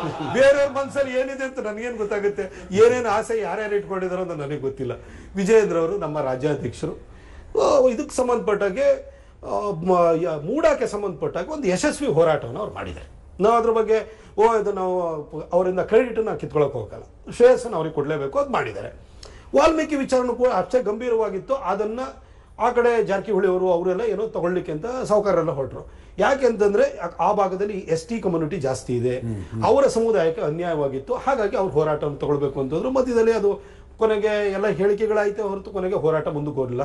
ವಫ್ದು ಅದು ಯತ್ನಾಳ್ರ ಬುಡಕ್ಕೆ ಬಂದ್ಬಿಡ್ತದು, ಯಾಕಂದ್ರೆ ಅವ್ರ ಊರಿನಲ್ಲಿ ರೈತರ ಭೂಮಿ ಕಿತ್ಕೊಂಡಿದ್ದು, ಹಾಗಾಗಿ ಯತ್ನಾಳ್ರದ್ದು ಲೀಡ್ ತಗೊಂಡ್ರು. ಹಾಗಾಗಿ ಯತ್ನಾಳ್ರದ್ದು ಲೀಡ್ ತಗೊಂಡು ಕೇಂದ್ರ, ಈಗ ಯತ್ನಾಳ್ರು ಬಂಡಾಯ ಅನ್ನೋದಾದ್ರೆ ಶೋಭಾ ಕರಂದ್ಲಾಜೆ ಅವ್ರು ಯಾಕೆ ಬರ್ತಾರೆ ಅಲ್ಲಿಗೆ? JPC ಚೇರ್ಮನ್ ಕೇಂದ್ರ ಸರ್ಕಾರದ ಒಪ್ಪಿಗೆ ಇಲ್ದಲೆ ಅಲ್ಲಿ ಬರಕ್ಕಾಗುತ್ತಾ? ಯತ್ನಾಳ್ರು ಬಂಡುಕೋರ, ಅವ್ರು ಯಾರ್ದೋ ವಿರುದ್ಧವಾಗಿ ಹೋರಾಟ ಮಾಡ್ತಾ ಇದ್ದಾರೆ ಅಂತ ಅನ್ನೋದಾದ್ರೆ JPC ಚೇರ್ಮನ್ ಯಾಕೆ ಬರ್ತಾರೆ? ಆಯ್ತು, ಇಷ್ಟೆಲ್ಲಾಗಿ ಯತ್ನಾಳ್ರಿಗೆ ಶೋಕಾಸ್ ನೋಟಿಸ್ ಕೊಟ್ಟಾದ ಮೇಲೂ ಕೂಡ JPC ಚೇರ್ಮನ್ ಯಾಕೆ ಮತ್ತೆ ಕರೆದು ಮಾತಾಡಿಸ್ಬಿಟ್ಟು ನಮಗೆ ಅದ್ರ ಎದುರುಗಡೆ ಹೋಗ್ಬಿಟ್ಟು ನಮಗೆ ಡಿಪೋಸ್ ಮಾಡ್ಲಿಕ್ಕೆಲ್ಲ ಯಾಕೆ? ಅಲ್ಲಿಗೆ ಯತ್ನಾಳ್ರಿಗೆ ದಿಲ್ಲಿಲಿ ಯಾರೋ ದೊಡ್ಡವ್ರ ಆಶೀರ್ವಾದ ಇದೆ ಇಲ್ಲ. ಏನ್ ಗೊತ್ತಾ, ಈ ತರ ವಿಚಾರಗಳನ್ನು ತೆಗೆದು ಹೋರಾಟ ಮಾಡುವಂತಹ ಮನೋಭಾವನೆನ ಕರ್ನಾಟಕ BJP ಇಟ್ಕೊಳ್ಬೇಕು. ನಾನು ಮುಂದೆ ಹೇಳ್ತೀನಿ, ನಿಮ್ಗೆ ಉದಾಹರಣೆ ಹೇಳ್ಬೇಕು ಅಂತಂದ್ರೆ, ನೇರವಾಗಿ ನಾನು ಆಡಿಯನ್ಸಿಗೂ ನಾನು ಹೇಳ್ಬೇಕು ಅಂತಂದ್ರೆ, ಈಗ ನಮ್ಮ ಕರ್ನಾಟಕದಲ್ಲಿರೋರು ಎಲ್ಲರೂ ಕೂಡ ಕರ್ನಾಟಕ ಒಬ್ಬ ಯೋಗಿ ಬೇಕು ಅಂತಾರೆ. ಆಮೇಲೆ ಅಲ್ಲಿ ಪವನ್ ಕಲ್ಯಾಣ್ ಇದು ಮಾಡಿದ ಕೂಡಲೇ ಅವ್ರದ್ದು ಹೋರಾಟ ಮಾಡಿದ ಕೂಡಲೇ ಪವನ್ ಕಲ್ಯಾಣ್ ಅಂತ ಲೀಡ್ರು. ನಿಮ್ಗೆ ನೋಡಿ, ಇವಾಗ 6 ತಿಂಗಳೊಳಗಡೆ ಪವನ್ ಕಲ್ಯಾಣ್ ಇವತ್ತು ಅಂತ ಸ್ಟಾರ್ ಆದ್ರು. ಆಯ್ತು, ಪವನ್ ಕಲ್ಯಾಣ್ ಬಗ್ಗೆ ಆ ಥರ ಮಾತುಗಳು ಹೇಳ್ತಾರೆ. ಅಣ್ಣಾಮಲೈ ಅಂದ ಕೂಡಲೇ ತಮಿಳುನಾಡಲ್ಲಿ ಒಂದು ಸಂಚಲನ ಮೂಡಿಸಿ ಕಾರ್ಯಕರ್ತರಿಗೆ ಉತ್ಸಾಹ ಬಂತು. ಈಗ ಕರ್ನಾಟಕದ ಕಾರ್ಯಕರ್ತರು ಯೋಗಿ ಅಂತ ಯಾಕೆ ಹೇಳ್ತಾರೆ, ಯಾಕೆ ಪವನ್ ಕಲ್ಯಾಣ್ ಅಂತಾರೆ, ಯಾಕೆ ಅಣ್ಣಾಮಲೈ ಅಂತಾರೆ? ಅದ್ರ ಜೊತೆಗೆ ನೀವು ಇತ್ತೀಚೆಗೆ ಮಹಾರಾಷ್ಟ್ರ ಚುನಾವಣೆ ತೆಗೆದು ನೋಡಿ, ದೇವೇಂದ್ರ ಫಡ್ನವೀಸ್ ಯಾವ ರೀತಿ ಹೋರಾಟವನ್ನು ಮಾಡಿದ್ರು ಅಂದ್ರೆ, ಅವರ ಮಾತುಗಳು ನೋಡಿ. ಅಲ್ಲಿ ಯೋಗಿಯವ್ರನ್ನ ಕರೆಸಿದ್ರು, ಯೋಗಿಯವ್ರದ್ದು ಬಟಂಗೆ ತೋ ಕಟಂಗೆ, ಮೋದಿಯವ್ರ ಬಾಯಲ್ಲಿ ಏಕ್ ಹೇತೋ ಸೇಫೆ ಅಂತ ಬಂತು. ಅದರಲ್ಲಿ ಹಿಂದುತ್ವದ ವಿಚಾರವಾಗಿ ಬಹಳ ನಿಮಗೆ ಕ್ಲಾರಿಟಿಯನ್ನು ಇಟ್ಕೊಂಡು ದೇವೇಂದ್ರ ಫಡ್ನವೀಸ್ ನಾವು ಒಂದಾಗಿರ್ಬೇಕು ಅನ್ನೋದನ್ನ ತಗೊಂಡೋದ್ರು. ತಗೊಂಡಾದಾಗ ಏನಾಯ್ತು, ಇವತ್ತು ದೇವೇಂದ್ರ ಫಡ್ನವೀಸ್ ಕೂಡ ಇನ್ನೊಬ್ಬ ಹಿಂದೂ ಐಕಾನ್ ಆಗ್ಬಿಟ್ಟು ಇವತ್ತು ಎಮರ್ಜ್ ಆಗಿದ್ದಾರೆ. ನಿಮಗೆ ಮಹಾರಾಷ್ಟ್ರದಲ್ಲಿ, ಆಂಧ್ರ ಪ್ರದೇಶದಲ್ಲಿ, ಉತ್ತರ ಪ್ರದೇಶದಲ್ಲಿ ಒಬ್ಬ ಠಾಕೂರ್ ಜನಾಂಗ ಸೇರಿದ್ರೆ ಸಣ್ಣ ಸಮುದಾಯ, ಬಹಳ ದೊಡ್ಡ ಸಮುದಾಯ ಅಲ್ಲ, 8-9% ಇರ್ಬೋದು ಅವರು. ಆ ಸಮುದಾಯ 2ನೇ ಸರಿ ಮುಖ್ಯಮಂತ್ರಿ ಆಗ್ತಾರೆ. ಆ ಊರಲ್ಲಿರುವಷ್ಟು ಪ್ರಪಂಚದಲ್ಲಿರೋ ಜಾತಿ ಇದಾವೆ, ಮುಸಲ್ಮಾನರ ಸಂಖ್ಯೆ ಅಷ್ಟಿದೆ. ಇದ್ರ ಮಧ್ಯದಲ್ಲಿ 20% ಮುಸಲ್ಮಾನರನ್ನು ಇಟ್ಕೊಂಡ್ಬಿಟ್ಟು ಠಾಕೂರ್ 9% ಇರುವಂತರು, ಆಮೇಲೆ ಅಲ್ಲಿ SC ಸಮುದಾಯನೂ ಅಷ್ಟು ಇದಿದೆ. ಒಬ್ಬ ಠಾಕೂರ್ 2ನೇ ಸರಿ ಮುಖ್ಯಮಂತ್ರಿ ಆಗ್ತಾನೆ, ಈಗ ದೇಶದ ಪ್ರಧಾನಿ ಆಗಬಹುದು ಅನ್ನೋ ಒಂದು ಭಾವನೆ ಸೃಷ್ಟಿಯಾಗಿದೆ. ನಿಮಗೆ ಮಹಾರಾಷ್ಟ್ರದಲ್ಲಿ 33% ಮರಾಠಾಸ್ ಇದ್ದಾರೆ. ಕರ್ನಾಟಕದಲ್ಲಿ ಪ್ರಬಲ ಜಾತಿಗಳು ಅಂತ ಹೇಳ್ಕೊಳ್ತೀನಿ, ಒಕ್ಕಲಿಗರು ಎಷ್ಟಿರ್ಬೋದು? ಒಂದು 10-12% ಇದ್ದಾರೆ. ಲಿಂಗಾಯತರು ಎಷ್ಟಿರ್ಬೋದು? 15% ಇರ್ಬೋದಾ? ಇವ್ರು 2 ಸಮುದಾಯಕ್ಕಿಂತ 1000 ಜಾಸ್ತಿ ಇದ್ದಾರೆ ಅಂತ ಹೇಳ್ಬಿಟ್ಟು ಇವತ್ತು ಆ ಜಾತಿ ಗಣತಿಯಲ್ಲಿ ತೋರಿಸ್ತಾ ಇದ್ದಾರೆ. ಆಯ್ತು, ಈ 2 ಸಮುದಾಯಗಳನ್ನು ನಾವು ಅದಕ್ಕೋಸ್ಕರ ಹೋರಾಟ ಮಾಡಿದ್ರೆ, ನಾನು ಹೇಳ್ತೀನಿ, ನಾನೊಬ್ಬ ಹಿಂದೂ ಆಗಿ ಬಂದಿಲ್ಲಿ ಕೂತ್ಕೊಂಡಿದ್ದೀನಿ, ನಾನೊಬ್ಬ BJP ಕಾರ್ಯಕರ್ತ ಆಗಿ ನಾನು ರಾಷ್ಟ್ರೀಯತೆಗೆ ಬದ್ಧತೆಯನ್ನು ಇಟ್ಕೊಂಡ್ರು ನಾವು ಬಂದು ಕೂತೀನಿ. ನಾನು ಯಾವ ಜಾತಿ ವಿಚಾರಕ್ಕೆ ಹೋಗೋಣಲ್ಲ, ನನ್ನನ್ನು ಯಾರು ಜಾತಿಯಿಂದಲೂ ಗುರುತಿಸಲ್ಲ. ನಾನು ಕೇಳೋದೇನು ಅಂತಂದ್ರೆ, ಕರ್ನಾಟಕ ಮೊದಲು ಹೇಳಿ ಕೇಳಿ ವಾಟ್ ಎಕ್ಸಾಕ್ಟ್ಲಿ ಮೀನ್? ಉತ್ತರ ಪ್ರದೇಶಕ್ಕೊಬ್ಬ ಯೋಗಿ ಇದ್ದಾರೆ, ದೇವೇಂದ್ರ ಫಡ್ನವೀಸ್ ಹಿಂದುತ್ವವನ್ನು ಪ್ರತಿಪಾದಿಸ್ತಾ ಇದ್ದಾರೆ. ಈ ಕಡೆ ಬೇರೆ ಬೇರೆ ರಾಜ್ಯಗಳಲ್ಲಿ ಅಣ್ಣಾಮಲೈ ಇದ್ದಾರೆ, ಬೇರೆ ಬೇರೆ ರಾಜ್ಯಗಳಲ್ಲಿ ಪವನ್ ಕಲ್ಯಾಣ್ ಇದ್ದಾರೆ. ಹಂಗ ಕರ್ನಾಟಕಕ್ಕೆ ಯತ್ನಾಳ್ ಆಗ್ಬೇಕು ಅಂತ ನನಗೆ ಒಂದು ಹೇಳ್ತೀನಿ. ಈಗ ಯತ್ನಾಳ್ರನ್ನ ಒಂದು ಹೇಳ್ತೀನಿ, ಯತ್ನಾಳ್ರನ್ನ ಇವತ್ತು ಈಗ ಯಾರನ್ನೊಬ್ರು ಲಿಂಗಾಯ್ ಸ್ಟ್ರಾಂಗ್ ಮ್ಯಾನ್ ಅಂತಾರೆ, ಒಕ್ಕಲಿಗ ಸ್ಟ್ರಾಂಗ್ ಮ್ಯಾನ್. ನೀವು Lingayat strong man, Vokkaliga strong man ಹಿಂದೂಗಳಿಗೆ ರೆಪ್ರೆಸೆಂಟ್ ಮಾಡಿ ನೀವು. ಅಲ್ಲಿ ಪಂಚಮಸಾಲಿ ಹೋರಾಟದಲ್ಲಿ ಉಪಜಾತಿ ಹೋರಾಟ, ಉಪಜಾತಿ ಅದು ಅವ್ರದ್ದು ಪಾಲಿಟಿಕ್ಸ್ ಬಗ್ಗೆ ನಾನು ಹೇಳಕ್ ಹೋಗಲ್ಲ. ಈಗ ಅವರು ಆ ಹೋರಾಟದಲ್ಲಿ ಅವ್ರು ಭಾಗಿಯಾಗಲಿ. ಈಗ ಅವ್ರದ್ದು ನಾಮ ಇಟ್ಕೊಂಡಿರ್ತಾರೆ, ಹಿಂದುತ್ವದ ಬಗ್ಗೆ ಮಾತಾಡ್ತಾರೆ, ಹಿಂದುತ್ವದ ವಿಚಾರ ಹೋದಾಗ ಬರ್ತಾರೆ. ಹಾಗಾಗಿ ಆ ಸಮುದಾಯದಲ್ಲಿ ಹಿಂದುತ್ವದ ಬಗ್ಗೆ ಪ್ರಖರವಾಗಿ ಮಾತಾಡುವ ವ್ಯಕ್ತಿ ಅಂತ ಜನ ಇವತ್ತು ಗುರುತಿಸ್ತಾ ಇದ್ದಾರೆ ಅವರನ್ನು. ಆಯ್ತಾ? ಕರ್ನಾಟಕದ ವಿಚಾರ ಬಂದಾಗ ಮಹಾರಾಷ್ಟ್ರದಲ್ಲಿ ದೇವೇಂದ್ರ ಫಡ್ನವೀಸ್, ಉತ್ತರ ಪ್ರದೇಶದಲ್ಲಿ ಯೋಗಿ ಆದಿತ್ಯನಾಥ್ ಹಿಂದುತ್ವವನ್ನು ಇಟ್ಕೊಂಡು ಸತತವಾಗಿ ಮಹಾರಾಷ್ಟ್ರದಲ್ಲಿ 3ನೇ ಸರಿ ಅಧಿಕಾರಕ್ಕೆ ಬರ್ತಾ ಇದ್ದಾರೆ, ಉತ್ತರ ಪ್ರದೇಶದಲ್ಲಿ 2ನೇ ಸರಿ ಅಧಿಕಾರಕ್ಕೆ ಬಂದಿದ್ದಾರೆ ಅಂತಂದ್ರೆ ಕರ್ನಾಟಕ ಅವ್ರ 2 ಸ್ಟೇಟ್ಗಿಂತ ಬೆಟರ್ ಇದು. ಯಾಕೆಂತಂದ್ರೆ ನಮಗೆ 1960s ಸಂಘದ ಕಾರ್ಯಕರ್ತರುಗಳು ಅವತ್ತು ಅವರು ಪ್ರಾಮಾಣಿಕತೆಯಿಂದ ಯೋಗ್ಯತೆ ಆಧಾರದ ಮೇಲೆ ಗೆದ್ದು ಬಂದಂಥವ್ರು 83ನಲ್ಲೇ AK ಸುಬ್ಬಯ್ಯನವರು ಇದ್ದಂಥ ಸಮಯ 18 ಸೀಟ್ ಗೆದ್ದಿದ್ದಂಥ ಒಂದು ಊರು. ಇಲ್ಲಿ ಯಾಕೆ ನಾವು ಗೆಲ್ಲಕ್ಕಾಗಲ್ಲ? ಈ ಹಿಂದುತ್ವನ ಬೈಂಡಿಂಗ್ ಫೋರ್ಸ್ ಆಗಿ ಯಾಕೆ ಇಟ್ಕೊಳಕ್ ಹೋಗಲ್ಲ? ಯಾಕೆ ಕರ್ನಾಟಕ ಪಾಲಿಟಿಕ್ಸ್ಗೆ ಒಬ್ಬ ಒಕ್ಕಲಿಗ ಸ್ಟ್ರಾಂಗ್ ಮ್ಯಾನ್ ಬೇಕು, ಒಬ್ಬ ಲಿಂಗಾಯತ್ ಸ್ಟ್ರಾಂಗ್ ಮ್ಯಾನ್ ಬೇಕು? ಯಾಕೆ ಇವ್ರಿಗೆ ಜಾತಿ ಬೇಕು? 33% ಇರುವಂತ ಮರಾಠರ ಕಲೆ ಏನೋ ಮಾಡೋಕ್ಕಾಗಲಿಲ್ಲ? ಅವರನ್ನು ಕೂಡ ಹಿಂದೂಗಳಾಗಿ ಬರಲಿಲ್ವ? ಇವತ್ತು ನಾವೆಲ್ಲ ಓಡಿದ್ರೆ ನಾವು ಮುಗಿತೀವಿ ಅಂತ ಹೇಳ್ಬಿಟ್ಟು ಅವ್ರಿಗೆ ಗೊತ್ತಾಯ್ತಲ್ವಾ? ಹಾಗಿರ್ಬೇಕಾದ್ರೆ ಸಮುದಾಯವನ್ನು ಇಟ್ಕೊಂಡು ಒಂದೊಂದು ಜಾತಿಗಳನ್ನ ಇಟ್ಕೊಂಡು ಆ ಜಾತಿಯ ರೆಪ್ರೆಸೆಂಟೇಟಿವ್ಸ್ ನಾವು ಅಂತ ಹೇಳ್ಬಿಟ್ಟು ಟಾಪ್ ಪೋಸ್ಟ್ನ ಕ್ಲೈಮ್ ಮಾಡುವಂತ ಮನಸ್ಥಿತಿ ಯಾಕೆ? ನಾವೆಲ್ಲ ಹಿಂದೂಗಳು. ನಂದು ಹೋರಾಟ ಏನಿದ್ರು ಕೂಡ ಹಿಂದುತ್ವಕ್ಕೋಸ್ಕರ ಯಾವುದೋ ಊರೊಳಗಡೆ ಸಣ್ಣ ವಿಚಾರ ಆಯಿತು ಅಂದ್ರೂ ಅಲ್ಲಿಗೂ ಹೋಗ್ತೀನಿ. ಅಲ್ಟಿಮೇಟ್ಲಿ BJP ಬೇಕಾಗಿರೋದು ಹಿಂದುತ್ವನೇ ಹೊರತು ಈ ಜಾತಿಗಳಲ್ಲ. ಇದು ಗೌಡ್ರ ಪಾರ್ಟಿನೂ ಹೋಗೋದು ಬೇಡ, ಲಿಂಗಾಯತರ ಪಾರ್ಟಿನೂ ಹೋಗೋದು ಬೇಡ, ಬ್ಯಾಕ್ವರ್ಡ್ ಪಾರ್ಟಿನೂ ಹೋಗೋದು ಬೇಡ, ಯಾವ ಪಾರ್ಟಿನೂ ಹೋಗೋದು ಬೇಡ. ಇದು ಸಮಸ್ತ ಹಿಂದೂಗಳ ಪಾರ್ಟಿ ಆಗಿರ್ಬೇಕು. ಇಲ್ಲಿ ಯಾರೇ ಬಂದು ಲೀಡರ್ಶಿಪ್ ಅವ್ರವ್ರ ಯೋಗ್ಯತೆ ಮೇಲೆ ಅವ್ರವ್ರ ಅದೃಷ್ಟ ಹಣೆ ಬರ ಎಲ್ಲ ಇರುತ್ತೆ, ಅದ್ರ ಮೇಲೆ ಅವರಿಗೆ ಸ್ಥಾನಮಾನಗಳು ಲಭಿಸ್ತವೆ. ಮೇಲ್ಗಡೆ ಪಾರ್ಟಿ ಟಾಪ್ ಬ್ರಾಸ್ ನೋಡ್ತಿರ್ತದೆ. ಆದ್ರೆ ಪಾರ್ಟಿ ನಮ್ದು ಪಾರ್ಟಿ ಯಾರ್ದು ಕೂಡ ಜಾಗೀರ್ ಅವ್ರದ್ದು ಅದು ಅಂದ್ರೆ ಅವ್ರದ್ದು ಏನು ಇನ್ಹೆರಿಟ್ ಮಾಡ್ಕೊಳ್ಳಲ್ಲ. ಈ ಪಾರ್ಟಿನ ನಾವು ಬೆಳೆಸ್ಬೇಕು ಅಂತ ಎಲ್ಲ ಸಂಘಟಿತವಾಗಿ ಹೋರಾಟ ಮಾಡಬೇಕು. ಇವತ್ತು ಮಹಾರಾಷ್ಟ್ರದಲ್ಲಿ ಯಾವ ರೀತಿ ಅಜಿತ್ ಪವಾರ್, ಏಕನಾಥ್ ಶಿಂದೆ ಎಲ್ಲರೂ ಇಟ್ಕೊಂಡು ಚುನಾವಣೆ 231 ಸೀಟ್ ಬಂದಾದ್ಮೇಲೂ ಕೂಡ 10 ದಿನ ಮುಖ್ಯಮಂತ್ರಿ ಆಗೋಕ್ಕೆ ಕಾಯ್ತಾರೆ ದೇವೇಂದ್ರ ಫಡ್ನವೀಸ್ ಅಂತಂದ್ರೆ. 2019 ಕೂಡ 104 ಸೀಟು ನನಗೆ ಗೊತ್ತಿರೋ ಪ್ರಕಾರವಾಗಿ ಗೆದ್ದಿದ್ರು. ಅವಾಗ ಶಿವಸೇನೆ ಅವ್ರು ಕೈಕೊಟ್ಟಿರುವಾಗ ಅವತ್ತು ಸರ್ಕಾರ ಮಾಡ್ಬೋಯ್ತು. ಅವತ್ತು ಮನುಷ್ಯ ಆ ನೋವನ್ನು ನುಂಗ್ಕೊಂಡು ಮತ್ತೆ ಸತತವಾಗಿ ಕೆಲಸ ಮಾಡಿಬಿಟ್ಟು ಯಾರು ಹಿಂಗೆ ದೋಖಾಭಾಗದಲ್ಲಿ ಅದೇ ಪಾರ್ಟಿನ ಹೊಡೆದಾಕಿದ್ರು. ಆಮೇಲೆ ಮರಾಠ ಫ್ಯಾಕ್ಟ್ರಿನ ಇಟ್ಕೊಂಡ್ಬಿಟ್ಟು ಇವರು ಜಾತಿನ ತಗೊಂಬರಕ್ಕೆ ಹೋದಾಗ ಅದು ಅಜಿತ್ ಪವಾರ್ನ ತಗೊಂಬಂದ್ರು. ಈ ರೀತಿ ಸ್ಟ್ರಾಟಜೈಸ್ ಮಾಡಿಬಿಟ್ಟು ಒಂದು ಪಾರ್ಟಿನ ಬಿಲ್ಡ್ ಮಾಡಿದ ಮನುಷ್ಯ ಇವತ್ತು ನನಗೆ ದೇವೇಂದ್ರ ಫಡ್ನವೀಸ್ ನನಗೆ ಬ್ರಾಹ್ಮಣ ಕಾಣಲ್ಲ. ದೇವೇಂದ್ರ ಫಡ್ನವೀಸ್ ಒಬ್ಬ ಹಿಂದೂ ಆಗಿ ಕಾಣ್ತಾರೆ. ಯೋಗಿ ಆದಿತ್ಯನಾಥ್ ಒಬ್ಬ ಠಾಕೂರ್ ಆಗಿ ಕಾಣಲ್ಲ. ಯೋಗಿ ಆದಿತ್ಯನಾಥ್ ಒಬ್ಬ ಹಿಂದೂ ಪ್ರೊಟೆಕ್ಟರ್ ಆಗಿ ನನಗೆ ಕಾಣಿಸ್ತಾರೆ. ಹಾಗಾಗಿ ಅವರಿಗೆ ಇವತ್ತು ಜನಮಾನಸದಲ್ಲಿ ಸ್ಥಾನವ ಸಿಗ್ತಾರೆ. ಅವರ ರಾಜ್ಯದ ಗಡಿಗಳ ಆಚೆಗೂ ಕೂಡ ನಮ್ಮ ಕಾರ್ಯಕರ್ತರು ಅವರಿಂದ ಪ್ರೇರಿತರಾಗ್ತಾರೆ. ಅವ್ರ ಬಗ್ಗೆ ಒಂದು ಪ್ರೀತಿ ಭಾವನೆಯನ್ನು ಬಳಸ್ಕೊಂಡಿದ್ದಾರೆ. ಹಾಗಿರ್ಬೇಕಾದ್ರೆ ಅದೇ ಹಿಂದುತ್ವದ ಆಧಾರದ ಮೇಲೆ ಕರ್ನಾಟಕದಲ್ಲೂ ನಾವು ಯಾಕೆ ಈ ಪಾರ್ಟಿಯನ್ನು ಕಟ್ಟಬಾರದು? ನಾವು ಕೂಡ ಆ ಪ್ರೀತಿ, ನಮ್ಮ ಕಾರ್ಯಕರ್ತರ ಪ್ರೀತಿಯನ್ನು ನಾವು ಯಾಕೆ ಗಳಿಸ್ಕೊಳಕ್ ಹೋಗಬಾರ್ದು? ನನ್ನ ಜೊತೆ ನನ್ನ ಹಿಂದೆ ಬರೀ ಒಕ್ಕಲಿಗರು ಇರಬೇಕು, ಲಿಂಗಾಯತರು ಇರಬೇಕು, ಬೆಸ್ಸಿ ಇರಬೇಕು, ಎಸ್ ಟಿ ಇರಬೇಕು, ಇವರು ಇದ್ದು ನನ್ನ ಜಾತಿನ ಇಟ್ಕೊಂಡ್ಬಿಟ್ಟು ನಾನು ಮಂತ್ರಿ ಸ್ಥಾನ ತಗೋತೀನಿ, ಮುಖ್ಯಮಂತ್ರಿ ಸ್ಥಾನ ತಗೋತೀನಿ, ಈ ಹೋರಾಟ ಬೇಡ. ನಮಗೆ ಬೇಕಾಗಿರುವಂಥದ್ದು ಹಿಂದುತ್ವದ ಆಧಾರದ ಮೇಲೆ, ನಮ್ಮ ಯೋಗ್ಯತೆ ಅದೃಷ್ಟದ ಮೇಲೆ ಕೇಂದ್ರದವರು ಯಾರಿಗೆ ಮುಖ್ಯಮಂತ್ರಿ ಸ್ಥಾನ ಕೊಡ್ತಾರೋ, ಇನ್ನೊಂದು ಸ್ಥಾನ ಕೊಡ್ತಾರೋ, ಮಂತ್ರಿ ಸ್ಥಾನ ಕೊಡ್ತಾರೋ ಕೊಡ್ಲಿ. ಆದ್ರೆ ನಮ್ಮ ಗುರಿ, ಸಂಕಲ್ಪ, ಉದ್ದೇಶ ಅನ್ನೋದು ಹಿಂದುತ್ವಕ್ಕೆ ನಮ್ಮ ಬದ್ಧತೆ ಆಗಿರಬೇಕು. ಅದನ್ನಷ್ಟೇ ನಾನು ಹೇಳಕ್ ಬಯಸ್ತೇನೆ. ಈ ಅರ್ಧ ಗಂಟೆಯಲ್ಲಿ ನೀವು ಮಾತಾಡಿದ್ದನ್ನಷ್ಟು ಸಾರಾಂಶವಾಗಿ ಹೇಳೋದಾದ್ರೆ, ನೀವು ವಿಷಯಾಧಾರಿತ ಬೆಂಬಲ ಕೊಡುವುದಕ್ಕೆ ಆ ಟೀಮಿನಲ್ಲಿ ಹೋಗಿ ಮೀಟಿಂಗ್ ನಲ್ಲಿ ಭಾಗಿಯಾಗಿದ್ದೀರ ಹೊರತು ಬಂಡಾಯ ನಾಯಕರಾಗಿ ಗುರುತಿಸಿಕೊಳ್ಳೋದು ನಿಮ್ಗೆ ಇಷ್ಟ ಇಲ್ಲ. ವಿಚಾರ ನಮ್ಮ ಹಿಂದೂಗಳ ಭೂಮಿಯನ್ನು ಕಬಳಿಸ್ತಿರೋದು. ನಾನು ಹೇಳಿದೆ, ನಾನು ನೇರವಾಗಿ ಹೇಳ್ತೀನಿ, ನಾನೊಬ್ಬ ರಾಷ್ಟ್ರವಾದಿ. ನಾನು ಸಂಘದ ಚಿಂತನೆಯಲ್ಲಿ ನಂಬಿಕೆ ಇಟ್ಟರು. ಆ ಕಾರಣಕ್ಕೋಸ್ಕರ ಆ ಚಿಂತನೆಗೆ ಪೂರಕವಾಗಿ ಈ ವಿಚಾರ ಇರೋದ್ರಿಂದ ನಾನು ಹೋಗಿದ್ದೀನಿ. ಅದೇ ಆರ್ದೋ ವಿರುದ್ಧ ಸ್ಕೀಮಿಂಗ್ ಮಾಡೋ ಅಂತ ಯೋಜನೆ ಆಗಿತ್ತು ಅಂತಂದ್ರೆ 100% ನಾನು ಅಲ್ಲಿಲ್ಲೂ ಇರ್ತಿರ್ಲಿಲ್ಲ. ಯಾಕಂದ್ರೆ ಯಾರ್ದು ಯಾರ ವಿರುದ್ಧನೋ ಇದು ಮಾಡೋದು, ಪಿತೂರಿ ಮಾಡೋದು, ಯಾರನ್ನ ಮುಗಿಸ್ಬೇಕು, ಯಾವ್ದೋ ನಾಯಕತ್ವ ಹೊಡ್ಕೊಳ್ಬೇಕು, ಆ ಥರ ಯೋಚನೆ ಇಟ್ಕೊಂಡವ್ರ ಜೊತೆ ನಾನು ಯಾವತ್ತಕ್ಕೆ ಜೋಡಿಸಿದೆ. ಯಾಕಂದ್ರೆ ನನಗೆ ವೈಯಕ್ತಿಕವಾಗಿ ನಾನೇನೋ ಆಗಬೇಕು ಅಂತ ನನಗೆ ಆಸೆನೇ ಇಲ್ಲ. ಹಂಗಿರ್ಬೇಕಾದ್ರೆ ಬೇರೆಯವರ ಆಸೆಗೆ ನೀರೇರಕ್ಕೆ ನಾನೇ ಹಾಕೋಗ್ಲಿ. ನ್ಯೂಸ್ ಅವರ್ ಸ್ಪೆಷಲ್ ನಲ್ಲಿ ಒಂದು ಸಣ್ಣ ಬ್ರೇಕ್ನ ಸಮಯ. ಬ್ರೇಕ್ನ ನಂತರ ವಿರೋಧ ಪಕ್ಷದ ನಾಯಕ, ಹಾಗೆಯೇ ಒಬ್ಬ ನಿಮ್ಮ ಬಿಜೆಪಿ ಪಕ್ಷದ ಏನು ಒಬ್ಬ ರಾಜ್ಯಾಧ್ಯಕ್ಷರಿದ್ದಾರೆ ವಿಜಯೇಂದ್ರ ಅವರು, ಒಬ್ಬ ಅನಾನುಭವಿ ರಾಜಕಾರಣಿ. ಇದನ್ನ ನಿಮ್ಮ ಪಕ್ಷದಲ್ಲೂ ಒಪ್ತಾ ಇಲ್ಲ. ಯಾಕಂದ್ರೆ ಈ ವಿಚಾರನ ರಮೇಶ್ ಜಾರಕಿಹೊಳಿ ಅವರು ಎಲ್ಲಾ ಚಾನೆಲ್ ಅಲ್ಲೂ ಎಲ್ಲಾ ಮಾಧ್ಯಮದಲ್ಲೂ ಮಾತಾಡ್ತಾನೆ ಇದ್ದಾರೆ. ಇವ್ರು ರಾಜ್ಯಾಧ್ಯಕ್ಷ ಆದ್ರೆ ಯಾವುದೇ ಚುನಾವಣೆಗೆ ಬರಲ್ಲ, ನಾವು ಇವ್ರ ನಾಯಕತ್ವದಲ್ಲಿ ನಾವಿರಲ್ಲ ಬಿಜೆಪಿಯಲ್ಲಿ. ಇನ್ನೊಂದು ವಿಚಾರ ಸ್ಪಷ್ಟವಾಗಿ ಕೇಳಕೊಡ್ತೀನಿ, ನೀವು ವಕ್ಫ್ ಬೋರ್ಡ್ ವಿರುದ್ಧ ಹೋರಾಟ ಮಾಡ್ತಾ ಇದ್ರ ಇಲ್ಲ ವಿಜಯೇಂದ್ರ ಅವ್ರನ್ನ ರಾಜ್ಯಾಧ್ಯಕ್ಷ ಸ್ಥಾನದಿಂದ ಇಳಿಸ್ಬೇಕಂತ ಹೋರಾಟ ಮಾಡ್ತಾ ಇದ್ರ? ನಮಗೆ ಎರಡೂ ಸ್ಪಷ್ಟವಾಗಿ ಅರ್ಥ ಆಗ್ತಾ ಇಲ್ಲ ಸರ್. ನಾನು ಆಗ್ಲೇ ನಿಮಗೆ ಕ್ಲಾರಿಟಿ ಕೊಟ್ಟೆ. ನಮ್ಮಪ್ಪ ಯಾರು ಅನ್ನೋದ್ರಿಂದ ಪ್ರಾರಂಭ ಮಾಡ್ಕೊಂಡು ಬಂದು ಹೇಳಿದೆ ಸರ್. ನೀವೇನು ಪ್ರಶ್ನೆ ಕೇಳಿದಿರಿ, ಉತ್ತರ ಕೇಳಿಸ್ಕೊಳ್ಳಿ ದಯವಿಟ್ಟು. ಈಗ ಚುನಾವಣೆ ಇರೋದು 3.5 ವರ್ಷದ ನಂತರ. ಆವಾಗ MLA ಆಗಬೇಕು, ಅದಾದ ನಂತರ ಇಲ್ಲಿ ಅಸೆಂಬ್ಲಿ ಬರಬೇಕು, ಇನ್ನೇನೋ ಆಗಬೇಕು, ಅದು ಆಚೆಗಿರೋದು. ಇವತ್ತು ವಫ್ದ್ ವಿಚಾರ ತಗೊಂಡಿದೀವಿ. ಈ ವಿಚಾರ ಇನ್ನು 3.5 ವರ್ಷ ಇರುತ್ತೆ ಅಂದ್ರೆ ನೆನ್ನೆ ಆಗಿದೆ, ಜನಕ್ಕೆ ಇವತ್ತಿಗೆ ಮರ್ತೋಗಿರುತ್ತೆ. ಹಾಗಾಗಿ ನಮ್ಮ ವಿಷಯಾಧಾರಿತವಾಗಿ ನಮ್ಮ ರೈತರು ಇವತ್ತೇನಾಗಿದೆ, ನಮ್ಮ ಮಠ ಮಾನ್ಯಗಳೇನಿದ್ದಾವೆ ಇವು ನಡೆದಿದ್ದೆ ನಮ್ಮ ರೈತರಿಂದಾಗಿ. ಯಾಕಂದ್ರೆ ಕಟಾವಿನ ಟೈಮ್ ಒಳಗಡೆ ಕಟಾವಾದ ಕೂಡಲೇ ಏನು ಮಾಡ್ರು, ಸ್ವಾಮಿಗಳು ಏನು ಮಾಡ್ರು, ಗಾಳಿ ಬಂಡಿ ಎತ್ಕೊಂಡ್ಬಿಟ್ಟು ಎಲ್ಲ ಊರಿಗೆ ಹೋಗ್ರು, ಜೋಳ ಹಿಡ್ಕೊಂಡೋಗಿ ದವಸ ಧಾನ್ಯ, ನಿಮಗೆ ಅಕ್ಕಿ ಇರ್ಬೋದು, ರಾಗಿ ಇರ್ಬೋದು, ಜೋಳ ಇರ್ಬೋದು, ಇದನ್ನು ಕೊಡ್ತಾ ಇದ್ರು. ಜೊತೆಗೆ ಕಾಣಿಕೆನೂ ಕೊಡೋರು ಅವರಿಗೆ. ಅದರಲ್ಲಿ ಮಠಗಳಲ್ಲಿ ಅನ್ನದಾಸೋಹ ನಡೀತಿತ್ತು, ಅಕ್ಷರದಾಸೋಹ ನಡೀತಿತ್ತು. ಇವತ್ತು ಮಠಗಳನ್ನು ಬೆಳೆಸಿದಂತಹ, ಮಠಗಳಲ್ಲಿರುವಂತಹ ಅನ್ನದಾಸೋಹ, ದಾಸೋಹಕ್ಕೆ ಕಾರಣವಾದಂತಹ ರೈತನೇ ಭೂಮಿ ಕಳ್ಕೊಳ್ಳುವಂಥ ಪರಿಸ್ಥಿತಿ ಬಂದಿದೆಯಲ್ಲ. ಇವಾಗ ನಮ್ಮ ರೈತನು ಉಳಿಸ್ಕೊಳ್ಳಿಲ್ಲ ಅಂದ್ರೆ ಪರಿಸ್ಥಿತಿ ಎಲ್ಲಿಗೆ ಹೋಗ್ಬೋದು? ಈ ವಿಚಾರಕ್ಕೋಸ್ಕರವಾಗಿ ನಾವು ಈಗ ಹೋರಾಟವನ್ನು ಕೈಗೆತ್ಕೊಂಡಿದ್ದೀವಿ. ಯಾರ್ದೋ ವಿಚಾರ ಇದ್ದು ಬೇರೆಯವ್ರದ್ದು ಇದಕ್ಕಂತಲ್ಲ. ಆಮೇಲೆ ಯಾರೋ ಸಮರ್ಥರೋ ಅಸಮರ್ಥರೋ ಇದ್ರ ಬಗ್ಗೆ ನಾನು ಸರ್ಟಿಫಿಕೇಟ್ ಕೊಡೋಕೆ ಹೋಗಲ್ಲ. ಈಗ ಅಶೋಕಣ್ಣ ಅವರು ನನಗೆ ಗೊತ್ತಿರೋ ಪ್ರಕಾರ 6 ಸರಿ ಗೆದ್ದಿದ್ದಾರೆ ನೋಡಿ. ಇವತ್ತು ಬಿಜೆಪಿ ಬೆಳೆದು ದೊಡ್ಡದಾಗಿದೆ. 6 ಟರ್ಮದ ಹಿಂದಕ್ಕೆ ಹೋಗಿ ಉತ್ತರಾಳಿ ಕ್ಷೇತ್ರದಲ್ಲಿ ಬಿಜೆಪಿ ಇತ್ತ ಅವತ್ತು.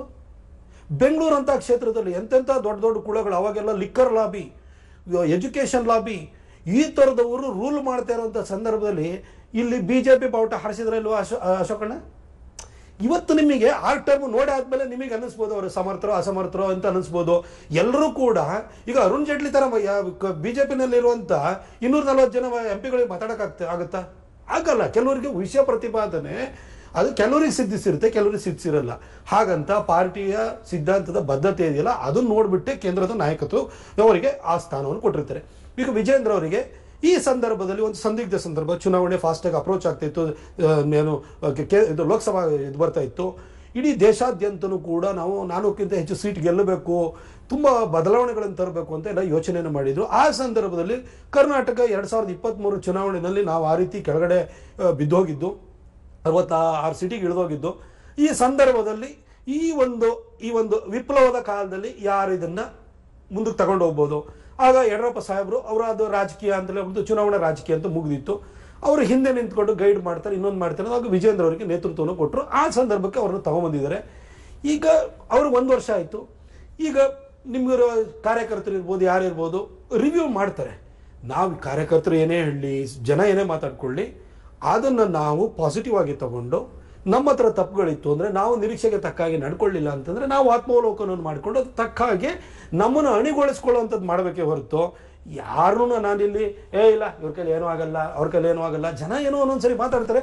ಆದರೆ ಜನ ಏನು ಹೇಳ್ತಾರೆ, ಜನನ ನಮ್ಮ ಕ್ರಿಟಿಕ್ಸ್ ಅಂತ ನೋಡ್ಕೊಳ್ಳೋದು ಬೇಡ, ನಮ್ಮ ಮಾರ್ಗದರ್ಶಕರು ಅಂತ ಅನ್ಕೊಂಡು ನಾವು ಸರಿಪಡಿಸ್ಕೊಂಡು ಹೋದ್ರೆ ಒಳ್ಳೇದಾಗುತ್ತೆ. ಹಾಗಾದ್ರೆ ಯಾಕೆ ಸರ್ ಇಷ್ಟು ತಿಕ್ಕಾಟ? ನಾನು ನಿಮಗೆ ಸ್ಟಾರ್ಟಿಂಗ್ ಹೇಳ್ತಾ ಇದ್ದೆ ಯಾವ ಮಟ್ಟಿಗೆ ಅಂದ್ರೆ ರಾಜ್ಯಕ್ಕೆಲ್ಲ ಅಧ್ಯಕ್ಷನೇ ನೋಡಂಗ್ ಆಗ್ಬಿಡುತ್ತೆ ನಿಮ್ ತಿಕ್ಕಾಟ. ಇರ್ಲಿ ಬಿಡಿ, ನೋಡಿ. ನೀವು ಕಾಂಗ್ರೆಸ್ ಕಾರ್ಯಕರ್ತರ? ಹೌದು ಸರ್.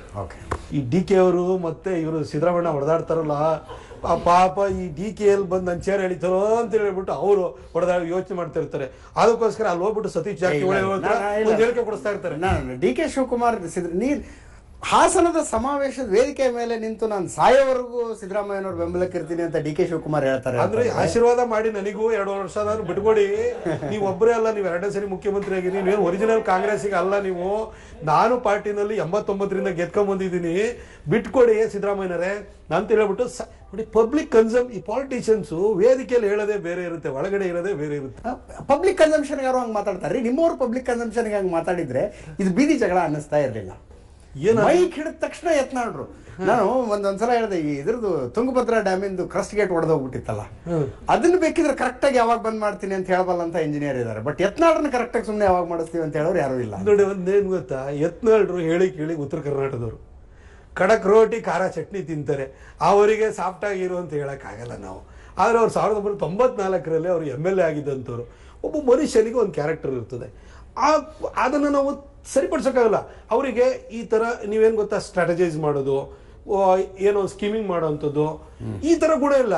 ಇಲ್ಲಿಗೂ ಫಿಲ್ಟರೇ ಇಲ್ಲ ಅವ್ರದ್ದು. ಇಲ್ಲಿಂದ ನೇರವಾಗಿ ಹೇಳ್ತಾರೆ. ಅಂದ್ರೆ ನೇರವಂತಿಕೆ ಇರುವಂತ ಮನುಷ್ಯ. ಇದು ರಾಜಕಾರಣದಲ್ಲಿ ಅಪರೂಪ. ಅವ್ರ ತಪ್ಪೆ ನಿಮಗೆ ಸರಿಯಲ್ಲ ಅಂತ ಅನ್ನಿಸ್ಬೋದು, ಈ ಮನುಷ್ಯ ಜಾಸ್ತಿನೇ ಮಾತಾಡ್ದ ಅಂತ ನಿಮಗೆ ಅನ್ನಿಸ್ಬೋದು. ಆದರೆ ನನಗೆ ಅವ್ರು ನೋಡಿದಾಗ ಅವ್ರು ನಿಜವಾಗ್ಲೂ ಹೇಳ್ತೀನಿ, ಅವ್ರನ್ನ ವೈಯಕ್ತಿಕವಾಗಿ ಅವ್ರ ಜೊತೆ ಕೂತಿದ್ದೀನಿ, ಅವ್ರ ಜೊತೆ ಮಾತಾಡಿದ್ದೀನಿ. ಅವ್ರ ಜೊತೆ ನಾನು ಇಷ್ಟು ವರ್ಷ ಇದ್ದೀನಲ್ಲ, ನಾನು MP ಇದ್ದಾಗ್ಲೂ, ಅವಾಗ 2014ಇಂದಲೂ ಅವರು ಪಾರ್ಲಿಮೆಂಟ್ ಸೆಂಟ್ರಲ್ ಲೇಬರು, ಆವಾಗಿಂದಲೂ ಅವ್ರ ಜೊತೆ ಕೂತ್ಕೊಳ್ತೀನಿ ನಾನು. ಅವ್ರು ನೋಡಿದ್ದೀನಿ, ಮನುಷ್ಯನಿಗೆ ಇಲ್ಲೊಂದು ಇಲ್ಲ, ಇದು ಇಲ್ಲಿರೋದೇ ಇಲ್ಲಿಂದ ಬರುತ್ತೆ. ಅವರಿಗೆ ತಲೆ ಒಳಗಡೆ ಏನೋ ಸ್ಕೀಮಿಂಗ್ ಮಾಡಿಕೊಂಡು ಬಾಯಲ್ಲಿ ಇನ್ನೇನೋ ಮಾತಾಡೋದಿಲ್ಲ ಮನುಷ್ಯ. ನೀವು ಅದು ತಪ್ಪು ಸರಿನೋ, ನೀವು ಏನಾದ್ರು ಅದನ್ನು ಟೀಕೆ ಮಾಡಿ, ವಿಮರ್ಶೆ ಮಾಡಿ, ವಿಶ್ಲೇಷಣೆ ಮಾಡಿ, ಆದರೆ ಮನುಷ್ಯ ಹಾರ್ಟಿಂದ ಸ್ಟ್ರೈಟಾಗಿ ಮಾತಾಡ್ತಾರೆ. ಈ MP ಗಳೆಲ್ಲ ಸೇರಿ ಅಮಿತ್ ಶಾ ಅವ್ರ ಹತ್ರ ಹೋಗಿದ್ರಂತೆ. ಅಮಿತ್ ಶಾ ಅವ್ರು ಹೇಳಿದ್ರಂತೆ, ಯತ್ನಾಳ್ರನ್ನ ಸುಮ್ಮನೆ ಇರಿಸ್ತೀವಿ ಅಂತ ಯಾರು ಜವಾಬ್ದಾರಿ ತಗೊಳ್ಳೋದಿದ್ರೆ ಇದನ್ನ ಬಗೆಹರಿಸೋಣ ಅಂದ್ರೆ. ನಿಜವಾಗ್ಲೂ ಗೊತ್ತಿಲ್ಲ. ನಾನು ಹೋಗಿದ್ದು JPC-ದಲ್ಲಿ ಆ ಕಮಿಟಿ ಎದುರುಗಡೆ under secretary and joint secretary ಅವರಿಗೆ ಹೋಗಿ ಬ್ರೀಫಿಂಗ್ ಮಾಡೋದಕ್ಕೆ. ನಾನು ಫಸ್ಟ್ ಡೇ ಹೋಗಿರ್ಲಿಲ್ಲ, ನಾನು ಊರಿಗೆ ಹೋಗಿದ್ದೆ. ಆ ನಂತರ ಬಂದು ಅದನ್ನು ಕರೆಕ್ಟಾಗಿ ಕನ್ವಿನ್ಸ್ ಮಾಡಬೇಕು, ಒಂದು ಕ್ವಶನೇರ್ ಆಗಬೇಕು. ಅದಕ್ಕೆ ವಫ್ ವಿಚಾರದಲ್ಲಿ ನಾನು ನಿಮಗೆ ಎಲ್ಲ ಹೇಳ್ತೀನಿ. ನಾನು ಕುಮಾರ್ ಬಂಗಾರಪ್ಪನವರು ಕೂಡ ಅದ್ಭುತವಾಗಿ ಮಾತಾಡಿರುವತ್ತು ಈ ವಿಷಯದ ಹೋರಾಟಕ್ಕೋಸ್ಕರ ನಾವು ಅಲ್ಲಿ ಹೋಗಿದ್ದೀವಿ. ಇದೆಲ್ಲ ಮಾಡ್ತಾ ಇರೋ ವಿಷಯನ ಬಂಡಾಯದ ಕಡೆ ಹೇಳ್ಕೊಂಡ್ ಬರ್ತೀನಿ, ನೀವು ವಕ್ಫ್ ಕಡೆ ಹೇಳ್ಕೊಂಡು ಹೋಗ್ತೀರಿ. But I confess Waqf more important. I confess ನಾನು ಫಸ್ಟ್ ಆಫ್ ಆಲ್ ನನಗೆ ನಾಳೆ ಬೆಳಗ್ಗೆ ನಾನು ವಿಧಾನಸೌಧಕ್ಕೆ ಬಂದು ಮಂತ್ರಿಯಾಗಿ ಮುಂದೊಂದು ದಿನ ಅವಕಾಶ ಸಿಕ್ತಾಗ ಬೇರೆದೇನಾದ್ರು ಇನ್ನೂ ದೊಡ್ಡ ಸ್ಥಾನಕ್ಕೆ ಹೋಗ್ಬೋದಾ, ನಾ ಆಸೆಯಿಂದ ಬಂದಿರೋನಲ್ಲ. ಇನ್ನು ನೋಡಿ, ಈಗ MP ಎಲೆಕ್ಷನ್ ಟೈಮ್ ಒಳಗಡೆ ಎಷ್ಟು ಜನಕ್ಕೆ ಕೆಲವು ಕಡೆ ಟಿಕೆಟ್ ಚೇಂಜ್ ಆಯಿತು, ಕೆಲವು ಕಡೆ ಅವರೇ ಬೇಡ ಅಂತ ಹೇಳಿದ್ರು. ಸುಮಾರು 11-12 ಕಡೆಗೆ ಎಲ್ಲ ಬದಲಾವಣೆ ಆಯಿತು. ಟಿಕೆಟನ್ನು ಕಟ್ ಮಾಡಿದ್ರು, ಕಾರಣನೇ ಹೇಳ್ದಲ್ಲೇನು ಕಟ್ ಆಗೋಯ್ತು. ಯಾರಾದರೂ ಒಬ್ಬರು ಈ ಹೋರಾಟಗಳಲ್ಲಿ ಇನ್ನೊಂದರಲ್ಲಿ ಯಾರು ಇದ್ದಾರಾ? ನಾನು ಹೋರಾಟ ಮಾಡ್ತಾನೆ ಇದ್ದೀನಿ. ಯಾಕೆಂದ್ರೆ ನಾವು ಬಂದಿರೋದು, ನಾನು ಜರ್ನಲಿಸಮ್ಗೆ ಪಾಲಿಟಿಕ್ಸಿಗೆ ಬಂದಿದ್ದು, ನಾ ಇಲ್ಲಿ ಹಣ ಮಾಡಲಿಕ್ಕೆ, ರಿಯಲ್ ಎಸ್ಟೇಟ್ ಮಾಡಲಿಕ್ಕೆಲ್ಲ. ಯಾವ ಪಾಲಿಟಿಷಿಯನ್ ಏನು ಹೇಳ್ತಾನೆ ಗೊತ್ತಿಲ್ಲ. ನಾನು ಎದೆ ಮೇಲೆ ಕೈ ಇಟ್ಕೊಂಡು ಹೇಳ್ತೀನಿ, ನಾನು ಯಾವನ ಹತ್ರ ಕಾಂಟ್ರಾಕ್ಟರ್ ಹತ್ರ ಹೋಗಿ ಕೈ ಚಾಚಿಲ್ಲ, ನಾನು ರಿಯಲ್ ಎಸ್ಟೇಟ್ ಮಾಡಿಲ್ಲ, ನಾನು ಮಾಡೋದು ಇಲ್ಲ. ಅದೇ ರೀತಿನೇ ನಾನು ಹೇಳ್ತೀನಿ, ನಾನು ಯಾವ ಈ ಕಮಿಷನ್ ಈ ವ್ಯವಹಾರದಲ್ಲಿ ನನಗೆ ನಂಬಿಕೆನೂ ಇಲ್ಲ. ನಾನು ಬಂದಿರೋದು ಕೆಲಸ ಮಾಡೋದಕ್ಕೋಸ್ಕರ. ಅದಕ್ಕೋಸ್ಕರ ಇವತ್ತು ಎಷ್ಟೇ ರಾಜಕಾರಣಿಗಳಿದಾರೆ, 40 ವರ್ಷ ಮಣ್ಣೋತಿದ್ದೀನಿ ಅಂತ ಹೇಳ್ತಾರೆ, 50 ವರ್ಷ ಕೆಲಸ ಮಾಡಿದ್ದೀನಿ ಅಂತ ಹೇಳ್ತಾರೆ.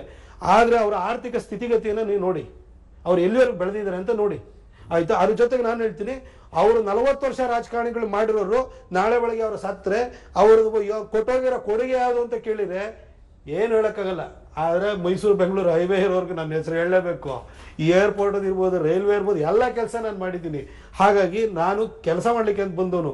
ನಾನು ನಿಜವಾಗ್ಲೂ ಹೇಳ್ಬೇಕು ಅಂದ್ರೆ, ನಾನು ರಾಜಕಾರಣಿ ಆಗ್ಬಿಟ್ಟಿದ್ರೆ 10 ವರ್ಷ ನನಗೆ ಇವತ್ತು ಟಿಕೆಟ್ ಕಟ್ ಮಾಡಿಸ್ಕೊಳ್ಳೋ ಅಂತ ಅಗತ್ಯ ಇರಲಿಲ್ಲ.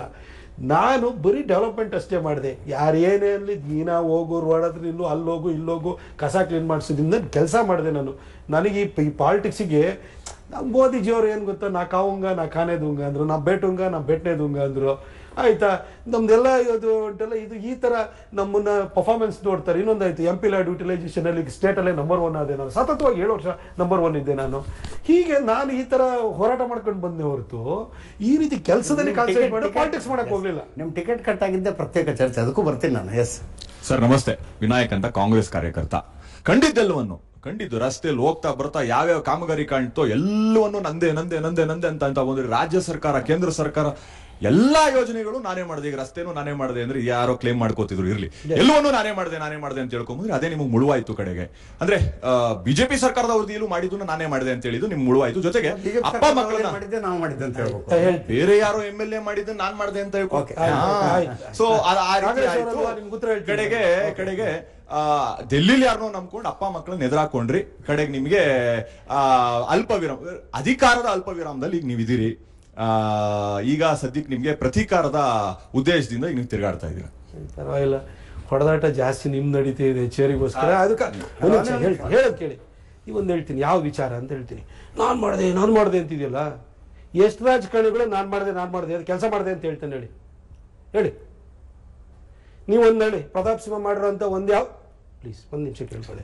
ಮೂಡ ಹಗರಣ ಆಯ್ತು, ನಿಮ್ ಮುಖ್ಯಮಂತ್ರಿ ಸಮೇತವಾಗಿ ಸೈಟ್ ತಗೊಂಡಿದ್ದಾರೆ.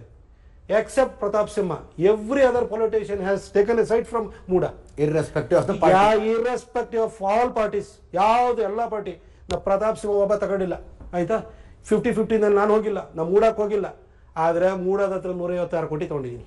ಯಾಕೆಂದ್ರೆ ಇದರಿಂದ ಕಬಿನಿಂದ ಸೆಕೆಂಡ್ ಸ್ಟೇಜ್ ನೀರು ತಗೊಂಬರ್ಲಿಕ್ಕೆ, ಬಿದಿರುಗುಡಿಂದ ನೀರು ತಗೊಂಬರೋದಕ್ಕೋಸ್ಕರವಾಗಿ, ಮೈಸೂರಿನ ನೀರು ತಗೊಂಬರೋದಕ್ಕೋಸ್ಕರ ಕೊಡಿಸಿದ್ದೀನಿ.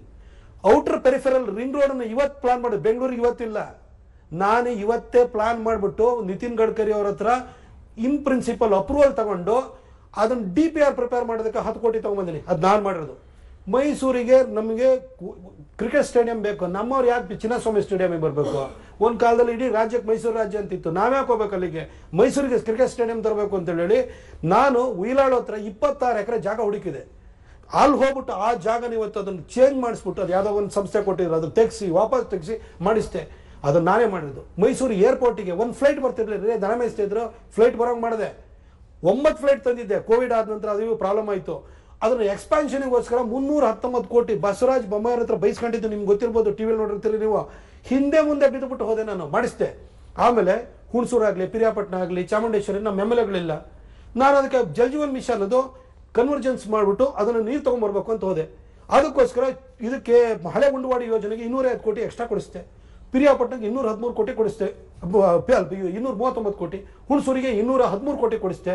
ಇದು ನಾನು ಮಾಡಿದ್ದರೆ ಸೆಂಟ್ರಲ್ ಗವರ್ಮೆಂಟ್ ಇಂದ ನಾನು ತಗೊಂಡಿದ್ದು. ಎಲ್ಲ ನೀವೇ ಮಾಡಿದ್ದು, ಆದ್ರೆ ಯಾಕೆ ಟಿಕೆಟ್ ಕೊಡ್ಲಿಲ್ಲ ಅನ್ನೋ ಪ್ರಶ್ನೆ. ಟಿಕೆಟ್ ಮಿಸ್ ಮಾಡ್ಕೊಂಡಿದ್ದ ಪ್ರಶ್ನೆ ಬರಲ್ಲ. ಟಿಕೆಟ್ ಮಿಸ್ ಮಾಡ್ಕೊಂಡಿದ್ದ ಪ್ರಶ್ನೆ ಇದನ್ನು ನಾನು ಮಾಡಿಸ್ತೆ. ಮೈಸೂರಲ್ಲಿ ಕಸ ತೆಗಿಯೋ ಕೆಲಸ ಯಾವನು ಕಸ ತೆಗಿಯಲ್ರಿ? ನಿಮ್ ಬೆಂಗಳೂರು ನೋಡ್ರಿ, ತಿಪ್ಪೆ ನಾರ್ತಾ ಇದೆ. ನಿಮ್ ಕಾರ್ಪೊರೇಟರ್ ಎಲ್ಲ ನಿಮ್ MLAಗಳು ಮಾಡ್ತಾ ಇದಾರೆ, ಹೇಳಿ ಕೇಳಿಬೇಕಾದ್ರೆ ಹೋಗಿ ಅವ್ರ ಮನೆ ಹತ್ರ. ಒಂದ್ ನಿಮಿಷ, BJP ಕಾಂಗ್ರೆಸ್ ಅನ್ಬೇಡ್ರಿ. ನಿಮ್ ಒಳಗಡೆ ತಿಪ್ಪೆ, ನಿಮ್ಮಲ್ಲಿ ದುಡ್ಡು ಎಣ್ಸಕ್ಕೆ ಟೈಮ್ ಇಲ್ಲ ನಿಮ್ ಲೀಡರ್ಗಳಿಗೆ, ಆಯ್ತಾ? ಅದಕ್ಕೋಸ್ಕರ ಕಾನ್ಸ್ಟಿಟ್ಯೂನ್ಸಿ ಎಲ್ಲ ಏನಾಗಿದೆ ನಮಗ್ ಗೊತ್ತು. ನಾನು ಹೇಳ್ತೀನಿ, ನಿಮ್ ಲೀಡರ್ಗಳ ಬಗ್ಗೆ ಎಲ್ಲ ನಾನು ತಿಳ್ಕೊಬೇಡಿ. ನಿಮ್ಮಲ್ಲೂ ಕೂಡ ನೋಡ್ರಿ, ಪ್ರತಾಪ್ ಸಿಂಹ ಹಂಗೆ ಹಿಂಗೆ ಅಂತ ಹೇಳ್ತಿರಲ್ಲ, ನಿಮ್ ಪಾರ್ಟಿಯವರೇ ನನ್ ಟಿಕೆಟ್ ಕೊಡಕ್ ಬಂದಿದ್ರು ಗೊತ್ತಾ ನಿಮ್ಗೆ? ನಿಮ್ಮ ಟಿಕೆಟ್ ಅನೌನ್ಸ್ ಆಗಿದೆ ಯಾವತ್ತಂತ ಡೇಟ್ ಹೇಳ ನಾನು. ಮಾರ್ಚ್ 9ನೇ ತಾರೀಕು ಯುಗಾದಿ ದಿನ ನಿಮ್ಮ ಟಿಕೆಟ್ ಅನೌನ್ಸ್ ಆಗಿದ್ದು. ಮೈಸೂರು ಟಿಕೆಟ್ ಅನೌನ್ಸ್ ಆಗಲಿಲ್ಲ ಗೊತ್ತಾ? ಏನಕ್ಕೆ ಹೋಲ್ಡ್ ಮಾಡಿ ಇಟ್ಕೊಂಡಿದ್ರು? ಆಯ್ತು, ಅದಾದ ನಂತರ 21ನೇ ತಾರೀಕು ಅನೌನ್ಸ್ ಆಗಿದ್ದು. ಅಲ್ಲಿವರೆಗೂ ಕೂಡ ನನಗೆ ಆಫರ್ ಮಾಡಿದಾರೆ ಇಲ್ಲ ಕೇಳಿ, ನಮ್ಗೂ ನಿಮ್ಗೂ ಸಿದ್ಧಾಂತ ಆಗ್ಬರಲ್ಲ ಅಂತ ಹೇಳ್ಬಿಟ್ಟು ಗೌರವಯುತವಾಗಿ ನಾನು ಇಲ್ಲಿ ಹೆಸರು ಹೇಳಕ್ ಹೋಗಲ್ಲ. ಯಾಕೆ ಗೊತ್ತಾ, ಇವೆಲ್ಲ ಸೀನಿಯರ್ ಪಾಲಿಟಿಷಿಯನ್ಸ್ ಇರ್ತಾರೆ. ನೀವು ಮತ್ತೆ ಮಾತಾಡ್ಬೇಡಿ ಮಧ್ಯದಲ್ಲಿ. ಸೀನಿಯರ್ ಪಾಲಿಟಿಷಿಯನ್ಸ್ ಇರ್ತಾರೆ, ಅವ್ರದ್ದೆಲ್ಲ ಹೆಸರು ಹೇಳೋಂತ ಸರಿ ಅನ್ಸಲ್ಲ. ನಾನು ಯಾಕೆಂದ್ರೆ ಬೇರೆ ನಾನು ರಾಜಕಾರಣಿ ಅಲ್ಲ, ನಾನೇನು ಪ್ರೊಫೆಷನಲ್ ರಾಜಕಾರಣಿ ಆಗಿದ್ರೆ ನೇಮ್ ಡ್ರಾಪ್ ಮಾಡೋದು ಇವೆಲ್ಲ ಮಾಡ್ಬೋದು, ನಾವು ಮಾಡಕ್ ಹೋಗಲ್ಲ.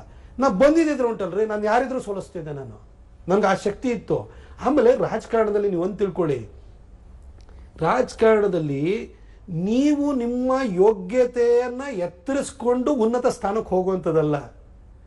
ನಿಮಗೆ ನೀವೊಂದು ಉನ್ನತ ಸ್ಥಾನಕ್ಕೆ ಹೋಗ್ಬೇಕು ಅಂತಂದ್ರೆ ಆ ಸ್ಥಾನಕ್ಕೆ ಯೋಗ್ಯತೆಯನ್ನು ಎತ್ತರಿಸ್ಕೊಂಡು ಬರೋರನ್ನ ತುಳಿಯೋದು ರಾಜಕಾರಣವಾಗಿರುತ್ತೆ. ಇಂಥ ಸ್ಕೀಮ್ ಒಳಗಡೆ ಬಿದ್ದೋಗ್ಬಿಟ್ಟಿರ್ತೀವಿ. ಅದಕ್ಕೋಸ್ಕರ ನೀವು ಇದನ್ನೆಲ್ಲ ಬೇರೆ ಬೇರೆದು ಹೇಳಕ್ ಹೋಗ್ಬೇಡಿ. ನಾನು ಕೆಲಸ ಮಾಡಿಲ್ಲ ಅಂದ್ರೆ ಕೆಲಸ ಮಾಡ್ಕೊಂಡು ಹೇಳಿ. 2000 ನೋಡಿ, ಒಂದು ಹೈವೇ ನಿಮಗೆ ಈ ಸಂದರ್ಭದಲ್ಲಿ ಒಂದು ಹೇಳ್ಬಿಡ್ತೀನಿ ಅಜಿತ್ ಅವರೇ, ಒಂದು 30 seconds ಅಲ್ಲಿ ಹೇಳ್ತೀನಿ. ಒಂದು ರೋಡ್ ಅಂತ ಇರುತ್ತೆ, ಈ ರೋಡ್ನಲ್ಲಿ ಅಪ್ ಟು 8000 PCU ಅಂತ ಹೇಳ್ತಾರೆ, ಪ್ಯಾಸೆಂಜರ್ ಕಾರ್ ಯೂನಿಟ್ಸ್ ಅಂತ ಹೇಳ್ತಾರೆ. ಅಷ್ಟು ವೆಹಿಕಲ್ ಓಡಾಡ್ತಿದೆ ಅನ್ನೋದು ಆಟೋಮೆಟಿಕ್ ಆಗಿ ಅದು 2 ಲೈನ್ ಎಕ್ಸ್ಪ್ರೆಸ್ ವೇಗೆ ಅದು ಕ್ವಾಲಿಫೈ ಆಗುತ್ತೆ. ಅಬೌಟ್ 10,000 ಬಿಲೋ 25,000 ಇತ್ತು ಅಂತ ಹೇಳಿ 4 ಲೈನಿಗೆ ಆಟೋಮೆಟಿಕ್ ಕ್ವಾಲಿಫೈ ಆಗುತ್ತೆ. ಅಬೌಟ್ 25,000 ಇತ್ತು ಅಂತ ಹೇಳಿದ್ರೆ ಅದು 6 ಲೈನಿಗೆ ಆಟೋಮೆಟಿಕ್ ಕ್ವಾಲಿಫೈ ಆಗುತ್ತೆ. ಅದನ್ನ ಸ್ಟೇಟ್ PWD ಡಿಪಾರ್ಟ್ಮೆಂಟ್ ಅಲ್ಲಿ NH ವಿಂಗ್ ಅಂತ, ನ್ಯಾಷನಲ್ ಹೈವೇ ವಿಂಗ್ ಅಂತ ಇರ್ತದೆ, ಅದು ಸೆಂಟ್ರಲ್ ಗೌರ್ಮೆಂಟ್ ಇದೆ. ಅದರ ಅಫಿಷಿಯಲ್ಸ್ ಡೆಪ್ಯುಟೇಷನ್ ಮೇಲೆ ಅಲ್ಲಿರ್ತಾರೆ. ಅವ್ರೇನ್ ಮಾಡ್ತಾರೆ, ಈ ಹೈವೇನ ಇದಕ್ಕೆ ಅಂತ ಕಳಿಸ್ಕೊಡ್ತಾರೆ. ಆಸ್ಕರ್ ಫರ್ನಾಂಡಿಸ್ ಇರುವಂತ ಸಂದರ್ಭದಲ್ಲಿ ಈ ರೀತಿ Bengaluru Mysuru highway about 25,000 passenger car units ಇದೆ ಅಂತ ಹೇಳ್ಬಿಟ್ಟು ಅದನ್ನ ಕಳಿಸ್ಕೊಟ್ರು. ಕಳಿಸ್ಕೊಟ್ಟಾದ್ಮೇಲೆ ಅದೇನ್ ಬರುತ್ತೆ ಗೊತ್ತಾ, ಇನ್ ಪ್ರಿನ್ಸಿಪಲ್ ನಾವು ಇದನ್ನ ಒಪ್ತೀವಿ, ಇದನ್ನ ಸಬ್ಜೆಕ್ಟ್ ಟು ಕಮರ್ಷಿಯಲ್ ವಯಬಿಲಿಟಿ ಇದು ಅಂತೆಲ್ಲ ಹಾಕಿ ಕಳಿಸ್ತಾರೆ. ಅದಾದ್ಮೇಲೆ ಅದಕ್ಕೂ DPR ಆಗುತ್ತೆ. DPR ನ ಸಿಕಾನಿ ಕೊಟ್ಬಿಟ್ಟು DPR ನ ಮಾಡಿಸ್ತು. ಅದಾದ್ಮೇಲೆ ನಿಮ್ಮ ಇದೇ ಡಾಕ್ಟರ್ ಮಾದೇವಪ್ಪನವರು ಇದ್ರು, ಬಂದಾದ್ಮೇಲೆ ನಾವು ಕರ್ನಾಟಕ ಸರ್ಕಾರದಿಂದ ಮಾಡ್ತೀವಿ, ನಾವು ಜಾಯಿಂಟ್ ವೆಂಚರ್ ಆಗಿ ಮಾಡೋಣ ಅಂತ ಹೇಳಿದ್ರು. ನಮ್ಮ ಕೈ ದುಡ್ಡು ಕೊಡಕ್ಕಾಗಲ್ಲ ಅಂತಂದ್ರು. ಯಾಕೆ ಗೊತ್ತಾ, 6,400 ಕೋಟಿಗೆ ಹೋಯ್ತು, ನಿಮ್ಮ ಸರ್ಕಾರದ ಹತ್ರ ಕೊಡಕ್ಕಾಗ್ತಿರ್ಲಿಲ್ಲ. ಅದಕ್ಕೆ ಬಿಟ್ಟಾಕಿದ್ರು. ಬಿಟ್ಟಾಕಿ ಆದ್ಮೇಲೆ ನಾ ಏನ್ ಮಾಡಿದೆ ಗೊತ್ತಾ, ಅದನ್ನ NHA ಹ್ಯಾಂಡ್ ಓವರ್ ಮಾಡಿಸ್ಕೊಂಡೆ ನಾನು, ಇಡೀ ರಸ್ತೆನ. ಅಲ್ಲಿವರೆಗೂ ಈಗ ಮೈಸೂರು ರಸ್ತೆ ಯಾವಾಗಲೂ ನ್ಯಾಷನಲ್ ಹೈವೇ ಇತ್ತು. ಹಾಸನ ರಸ್ತೆ ನ್ಯಾಷನಲ್ ಹೈವೇ ಆಯ್ತು ರೀ. ಮೈಸೂರು ರಸ್ತೆ 2014 ವರೆಗೂ ನ್ಯಾಷನಲ್ ಹೈವೇ ಅಲ್ಲ, ಗೊತ್ತಾ ನಿಮಗೆ? ಯಾಕಾಗಿತ್ತಳಿ, ನೈಸ್ ಜೊತೆ ಹೊಡೆದಾಟ, ಅದು ಮಾಡಕ್ ಆಗ್ತಾ ಇರಲಿಲ್ಲ. ಆಮೇಲೆ ನ್ಯಾಷನಲ್ ಹೈವೇ ಮಾಡಿಕೊಂಡು 2016 ಅದನ್ನ ಫಾರ್ಮಲಿ NHA ಹ್ಯಾಂಡ್ ಓವರ್ ಮಾಡಿಕೊಂಡು, ಅಲ್ಲೂ ಮತ್ತೆ ಹಂಗೆ ಇತ್ತು ಅಜಿತ್, ಯಾವುದನ್ನು ಡೆವಲಪ್ಮೆಂಟ್ ಆಗಲಿಲ್ಲ. ಮೋದಿ ಅವರು 2018 ಮೈಸೂರಿಗೆ ಬರ್ತಾ ಇದ್ರು. ಆ ಟೈಮಲ್ಲಿ ಅನಂತ್ ಕುಮಾರ್ ಸಾಹೇಬ್ರನ್ನ ಹೋಗ್ಬಿಟ್ಟು ನಮಸ್ಕಾರ ಹಾಕಿ, ಸಾರ್ ಇದೊಂದು ಹೈವೇದ ಒಂದು ಅಪ್ರೂವಲ್ ಕೊಡಿಸಿ ಅಂತಂದೆ, ಭೂಮಿ ಪೂಜೆ ಮಾಡಿಸ್ಬಿಡೋಣ ಮೋದಿ ಅವರಿಗೆ, ನಮ್ಗೆ ಪೊಲಿಟಿಕಲಿ ಹೆಲ್ಪ್ ಆಗುತ್ತೆ ಅಂತ. ಆಗ ಅದು ಟೆಂಡರಿಂಗ್ ಆಗಿಲ್ಲ, ಏನೂ ಆಗಿಲ್ಲ, ಫೈನಾನ್ಷಿಯಲ್ ಅಪ್ರೂವಲ್ ಕೊಟ್ಟಿಲ್ಲ. ಆದರೂ ಕೂಡ ಅನಂತ್ ಕುಮಾರ್ ಸಾಹೇಬರು ನನಗೆ ಸ್ಯಾಟಲೈಟ್ ರೈಲ್ವೆ ಟರ್ಮಿನಲ್ ನಾಗನಹಳ್ಳಿ ಮತ್ತು ಇದನ್ನ 6,400 ಕೋಟಿ ರೂಪಾಯಿ ಬೆಂಗಳೂರು ಮೈಸೂರು ಹೈವೇಗೆ ಮೋದಿ ಅವರ ಹತ್ರ ಘೋಷಣೆ ಮಾಡಿಸ್ಕೊಡ್ತೀನಿ, ಆಯ್ತು ಬಿಡು ನೀನು ಇಷ್ಟು ಕೇಳ್ತಾ ಇದೆಯಲ್ಲ ಅಂತ ಹೇಳ್ಬಿಟ್ಟು ಘೋಷಣೆ ಮಾಡಿರು. ನಿಮ್ಗೆ ಆ ವಿಡಿಯೋನ ಬೇಕಾದ್ರೆ ಕಳಿಸ್ತೀನಿ, ನಾನು ನನ್ನ ಫೇಸ್ಬುಕ್ಕಲ್ಲೂ ಬೇಕಾದ್ರೆ ಇವತ್ತೇ ಪೋಸ್ಟ್ ಮಾಡ್ತೀನಿ, ಮತ್ತೊಂದ್ಸರಿ ನೋಡ್ಕೊಳ್ಳಿ. ಆ ಹೈವೇಗೆ ಮೋದಿ ಅವರು ಬಂದಾದ್ಮೇಲೆ ಫೆಬ್ರವರಿ 19ನೇ ತಾರೀಕು 2018 ಬಂದು, ನಾವು ಈ ತರ 6 ಲೈನ್ ವಿಸ್ತೃತೀಕರಣ ಮಾಡ್ತೀವಿ, ಪಕ್ಕದಲ್ಲಿ ಸರ್ವಿಸ್ ರೋಡ್ ಬರುತ್ತೆ ಅಂತ ಹೇಳಿದ್ರು. ಅದಾದ್ಮೇಲೆ 3 ದಿನ cabinet committee on economic affairs chaired by the honourable prime minister approval ಕೊಟ್ಟರು. ಅದಾದ ನಂತರ ಈ ಕಾಮಗಾರಿನ ಶುರು ಮಾಡಿದ್ದು. ನಿಮ್ಮ ಸರ್ಕಾರ 2018 ಮೇಗೆ ಹೋಯ್ತು. ನಿಮ್ಗೂ ಅದಕ್ಕೂ ಏನು ಸಂಬಂಧ ಇದೆ? ಡಾಕ್ಟರ್ ಮಾದೇವಪ್ಪನವರಿಗೂ ಸಿದ್ದರಾಮಯ್ಯ ಸಾಹೇಬ್ರಿಗೂ ಏನು ಸಂಬಂಧ ಇದೆ? ಆಗಿದ್ರೆ ನಿಮ್ಮ ಸರ್ಕಾರ 2004ರಿಂದ 2014ವರೆಗೂ ಕಾಂಗ್ರೆಸ್ ಸರ್ಕಾರನೇ ಇತ್ತಲ್ರಿ, ನೀವೇ ಮಾಡಿ ಅಪ್ರೂವಲ್ ಮಾಡಿಸಿ ನೀವೇ ಇನಾಗ್ರೇಟ್ ಮಾಡ್ಬಿಡ್ಬೋದಿತ್ತು. ಆಮೇಲೆ in the history of south India stipulated time ಒಳಗಡೆ ಒಂದು ಹೈವೇ ಕಂಪ್ಲೀಟ್ ಭೂಮಿ ಪೂಜೆ ಮಾಡಿದಂಥ ವ್ಯಕ್ತಿನೇ ಒಂದು ಇನಾಗ್ರೇಟ್ ಮಾಡಿದ್ರು, ಬರೀ ಬೆಂಗಳೂರು ಮೈಸೂರು ಹೈವೇ. ನಾನು ನಿಮ್ಮ ಬೇರೆಯವ್ರಿಗೆ ಚಾಲೆಂಜ್ ಮಾಡಿ ಹೇಳ್ತೀನಿ, ನಾನು ಯಾಕೆ ಕೆಲಸ ಮಾಡಿದೆ ಅಂತ ಹೇಳ್ತೀನಿ ಅಂದರೆ, ನೋಡ್ರಿ ಪೊಲಿಟಿಷಿಯನ್ಸ್ಗೆ ಕಾಸು ಮಾಡಿರ್ತಾರೆ, ಅವ್ರ ದರ್ಪ ಬೇರೆ ಇರ್ತದೆ, ಒಳ್ಳೊಳ್ಳೆ ಕಾರಲ್ಲಿ ಎಲ್ಲ ಓಡಾಡ್ತಾರೆ, ಅವರು ಒಳ್ಳೊಳ್ಳೆ ಪ್ರಾಪರ್ಟಿಗಳನ್ನ ಮಾಡಿದ್ದಾರೆ, ಅವರಿಗೆ ಅವ್ರು ನಮ್ಗೆ ಅವ್ರ ಫೈನಾನ್ಷಿಯಲ್ ಪವರ್ನ ಕೊಚ್ಕೋತಾರೆ. ನಾನು ನನ್ನ ಕೆಲಸ ಕೊಚ್ಕೋತೀನಿ ರೀ. ಪಬ್ಲಿಕ್ ಕನ್ಸಂಪ್ಷನ್ಗೋಸ್ಕರ ಹೇಳ್ತೀನಿ, ನೆಲಮಂಗಲ ಟು ತುಮಕೂರು ಯಾವಾಗ ಸ್ಯಾಂಕ್ಷನ್ ಆಗಿದ್ರಿ ರಸ್ತೆ, ಅವ್ರದ್ದು ಟೈಮೇ ಮುಗ್ದೋಗ್ಬಿಡ್ತು ಅವ್ರದ್ದು. ಈಗ ಅದು ಎಕ್ಸ್ಟೆನ್ಷನ್ ಆಫ್ ಟೈಮ್ ಕೊಡಬೇಕು. ಸೋಮಣ್ಣ ಸಾಹೇಬ್ರಿಗೆ ಸಂಡೂರು ಎಲೆಕ್ಷನ್ಗೆ ಹೋಗ್ಬರ್ಬೇಕಾದ್ರೆ ನಂಗೆ ಕ್ಷೇತ್ರ ಅಲ್ಲ ರೀ ಸಾಹೇಬ್ರೆ, ಈ ರೋಡಲ್ಲಿ ಹೋಗೋಣ ಬನ್ನಿ ಅಂತ ಹೇಳಿ ಕರ್ಕೊಂಬಂದೆ. ಅವ ಯಾಕಂದ್ರೆ ಸೋಮಣ್ಣ ಸಾಹೇಬ್ರು ಟಾಸ್ಕ್ ಮಾಸ್ಟ್ರು. ಸಾಹೇಬ್ರೆ ಹಿಂಗಿದೆ ಪರಿಸ್ಥಿತಿ, ಅಲ್ಲಿಂದಲೇ ಪ್ರಾಜೆಕ್ಟ್ ಡೈರೆಕ್ಟರ್ಗೆ ಅನೂಪ್ ಮಿಶ್ರಾ ಕಾಲ್ ಮಾಡಿಸ್ತೆ, ಅಲ್ಲೇ NHAದು ROಗೆ ರೀಜನಲ್ ಆಫೀಸರ್ಗೆ ಕಾಲ್ ಮಾಡಿಸ್ತೆ. DC ಕಾಲ್ ಮಾಡಿ ಸಾಹೇಬ್ರೆ ಇದು ಸಮಸ್ಯೆ ಏನಿದೆ ಅಂತಂದ್ರೆ ತುಮಕೂರು ಟು ನೆಲಮಂಗಲ ಯಾಕೆ ಆಗ್ತಿಲ್ಲ ಅಂದ್ರೆ ಫಸ್ಟ್ ಸರ್ವಿಸ್ ರೋಡ್ ಕಂಪ್ಲೀಟ್ ಮಾಡಿ ಮೇನ್ ಟ್ರಾಫಿಕ್ ಅದಕ್ಕೆ ಡೈವರ್ಟ್ ಮಾಡಿ ಮೇನ್ ಕ್ಯಾರೇಜ್ ವೇನ ಕಂಪ್ಲೀಟ್ ಮಾಡಬೇಕು ಅಂತಿರೋದು 30 ಕಡೆ ಲ್ಯಾಂಡ್ ಅಕ್ವಿಷನ್ ಪ್ರಾಬ್ಲಮ್ ಸರ್ವಿಸ್ ರೋಡಲ್ಲೇ ಇದೆ, ಪಕ್ಕದಲ್ಲಿ ರೈಲ್ವೆ ಟ್ರ್ಯಾಕ್ ಪಕ್ಕದಲ್ಲೇ ಹೋಗುತ್ತೆ, ಇವೆಲ್ಲ ಸಮಸ್ಯೆ ಇದೆ, ಅಂಡರ್ ಪಾಸ್ಗಳು ಇವೆಲ್ಲ ಆಗಿದೆ. ಅಲ್ಲೇ ಕೂರಿಸ್ಕೊಂಡು ತಗೊಂಡಾದ್ಮೇಲೆ ನಾನು ಹೇಳಿದೆ ಸಾಹೇಬ್ರೆ ಸರ್ವಿಸ್ ರೋಡ್ನ ನಾವು ಕಂಪ್ಲೀಟ್ ಮಾಡೋಣ, ಈ ಲ್ಯಾಂಡ್ ಅಕ್ವಿಷನ್ ಇಮಿಡಿಯೇಟ್ ಆಗಿ ಕಂಪ್ಲೀಟ್ ಮಾಡಿಸ್ಕೊಟ್ಬಿಡಿ, DC ಕರೆದು ಹಿಂಗೆ special land acquisition officer SLA ಇರಬೇಕು, ಪ್ರಾಜೆಕ್ಟ್ ಡೈರೆಕ್ಟರ್ ಇರಬೇಕು, NHAI ಅದು RO ಇರಬೇಕು, ಇವನ್ನೆಲ್ಲ ಕೂರಿಸ್ಕೊಂಡು ಇದನ್ನ ಸಾಲ್ವ್ ಮಾಡೋಣ. ಆದ್ರೆ ತುಮಕೂರು ರೋಡ್ ಹೆಂಗೆ ಅಂತಂದ್ರೆ ಸರ್ವಿಸ್ ರೋಡ್ ನೀವು ಮಾಡ್ತಾ ಇರೋವಂಥದ್ದು 5.5 ಮೀಟರ್ ಸರ್ವಿಸ್ ರೋಡಲ್ಲಿ ಆ ಟ್ರಾಫಿಕ್ ಹೋಗೋಕ್ಕಾಗಲ್ಲ. ಅದಕ್ಕೆ ಏನ್ ಮಾಡೋಣ, ಮೇನ್ ಕ್ಯಾರೇಜ್ ಲೈನ್ ಇದೆಯಲ್ಲ ಅದನ್ನು 1 ಕಿಲೋಮೀಟರ್ನ ಕಂಪ್ಲೀಟ್ ಮಾಡೋಣ, ಅದಕ್ಕೆ ಮತ್ತೆ ಸರ್ವಿಸ್ ರೋಡಿಗೆ ಲಿಂಕ್ ಕೊಡೋಣ, ಡೈವರ್ಟ್ ಮಾಡೋಣ. ಹಿಂಗೆ ಮಾಡ್ತಾ ಹೋದ್ರೆ ನಮ್ಗೆ 1 year ಟೈಮ್ ತಗೊಳುತ್ತೆ, ನಾವು ಮಾಡಿಸ್ಬೋದು, ಇಲ್ಲಾಂದ್ರೆ ಈ ಜನ್ಮಕ್ಕಾಗಲ್ಲ. ಅದಕ್ಕೆ ಉದಾಹರಣೆ ಏನು ಅಂತಂದ್ರೆ ರೋಡ್ ಬಹಳ ಕಷ್ಟ ಅದು. ಈಗ ಸೋಮಣ್ಣ ಸಾಹೇಬ್ರು ಕೈ ಎತ್ಕೊಂಡ್ರೆ ಅದು ಮಾಡೇ ಮಾಡ್ತಾರೆ. ಅದೇ ರೀತಿ ನಿಮಗೆ ಶಿವಮೊಗ್ಗ, ಅದು ನಿಮ್ಗೆ ಹೇಳ್ತೀನಿ, ತುಮಕೂರು ಟು ಶಿವಮೊಗ್ಗ 2016 ಸ್ಟಾರ್ಟ್ ಆಗಿತ್ತು, 2024 8 years ಆಯ್ತು. ಆಗ್ತಿದ್ಯಾ? ನಾನು ಯಾಕೆ ಮಾಡಿದೆ, ನಾನು ಹೆಂಗೆ ಮಾಡಿಸ್ತೀನಿ ನನಗೆ ಗೊತ್ತು. ಆಯ್ತಾರೆ ಈ ರಸ್ತೆ ನಾ ಮಾಡಿಸಿಲ್ಲ ಅಂತ ಬೆಳೆದ್ರೆ ನೀರು ತುಂಬಿದ ಕೂಡಲೇ ನನ್ನೇ ಬೈತಾರೆ, ಅಲ್ಲಿ ಯಾವ ಆಕ್ಸಿಡೆಂಟ್ ಆದ ಕೂಡಲೇ ನನ್ನೇ ಯಾಕೆ ಬೈತಾರೆ, ಹೇಳಿ ನಂದಲ್ಲ ಅಂತಂದ್ಮೇಲೆ ಯಾವುದನ್ನ ಯಾಕೆ ಬೈಯಾರ ನನಗೆ? ಸರ್ ಅದಕ್ಕೆ ಮಾಡಿದ್ವಿ. ಆಮೇಲೆ ನೀವು ಇದು ಅಪ್ಪ ಮಕ್ಕಳು ಇದೆಲ್ಲ ನೋಡಿ ಒಂದು ತಿಳ್ಕೊಳ್ಳಿ. ಪ್ರತಾಪ್ ಇಷ್ಟೆಲ್ಲ ಕೆಲಸ ಮಾಡಿದ್ಮೇಲೆ ಯಾಕೆ ಟಿಕೆಟ್ ಸಿಗ್ಲಿಲ್ಲ ಅನ್ನೋ ಪ್ರಶ್ನೆ ಬರುತ್ತೆ. ಪ್ರತಾಪ್ ಅಭಿವೃದ್ಧಿ ಬಗ್ಗೆ ಮಾತಾಡಿದ್ರಿ, ನೀವು ಅರ್ಧ ಗಂಟೆ ನಿರರ್ಗಳವಾಗಿ ಮಾತಾಡ್ತೀರಿ, ಹಂಗೆ ಮಾತಾಡಿದ್ರಿ. 10 ವರ್ಷ ಏನೇನು ಕೆಲಸ ಮಾಡಿದ್ರಿ ಅಂತ ಹೇಳಿದ್ರಿ. ಅಷ್ಟೆಲ್ಲ ಆಗಿಯೂ ಯಾಕೆ ನಿಮಗೆ BJP ಸಲ ಟಿಕೆಟ್ ಕೊಡಲಿಲ್ಲ? ಕಾಂಗ್ರೆಸ್ನವ್ರು ಹೇಳ್ತಾರೆ ಅಪ್ಪ ಮಕ್ಕಳು ಟಿಕೆಟ್ ತಪ್ಪಿಸ್ಬಿಟ್ರು ನಿಮಗೆ. ಎಷ್ಟು ಸತ್ಯ? ಈಗ ಏನಂತಂದ್ರೆ ಅದೊಂಥರ ಮುಗಿದು ಹೋಗಿರುವಂಥ ಅಧ್ಯಾಯ. ಅರೆ ನಾನು ಒಂದು ಸಿಂಪಲ್ ಆಗಿ ಹೇಳಬೇಕು ಅಂತಂದ್ರೆ, ಒಬ್ಬ ಗ್ರಾಮ ಪಂಚಾಯತಿ ಅಧ್ಯಕ್ಷ ಯಾವುದೋ 68 78ವರೆಗೂ ಇದ್ದು, ನಮ್ಮಪ್ಪ 2010 ಸತ್ತೋಗಿ ಆಗಿದೆ. ಆತನ ಮಗನಿಗೆ ಆತ ನನ್ನ ಲೇಖನಗಳ ಮುಖಾಂತರವಾಗಿ ಆತ ಪ್ರತಿಪಾದಿಸ್ತಿದ್ದಂಥ ವಿಚಾರಗಳಿಗೋಸ್ಕರವಾಗಿ ಯಾರನ್ನೂ ಕೇಳಲಿಲ್ಲ. ಸಂಘದವ್ರು ಬಂದು ನನಗೆ ಟಿಕೆಟ್ ಕೊಟ್ಟು ಮೈಸೂರಿಗೆ ಹೋಗಿ ನಿಂತ್ಕೋ ಅಂತಂದ್ರು, ಗೆಲ್ಸಿದ್ರು. 2 ಸರಿ ಟಿಕೆಟ್ ಕೊಟ್ಟರು, ಗೆಲ್ಸಿದ್ರು. ಇವತ್ತು ನಾವು ಯಾಕೆ ಟಿಕೆಟ್ ಕೊಡಲಿ, ಅಲ್ಲಿ ಕೊಡಲಿಲ್ಲ ಅಂತ ನಾನು ಯಾಕೆ ಕೇಳಕ್ಕೆ ಹೋಗ್ಲಿ?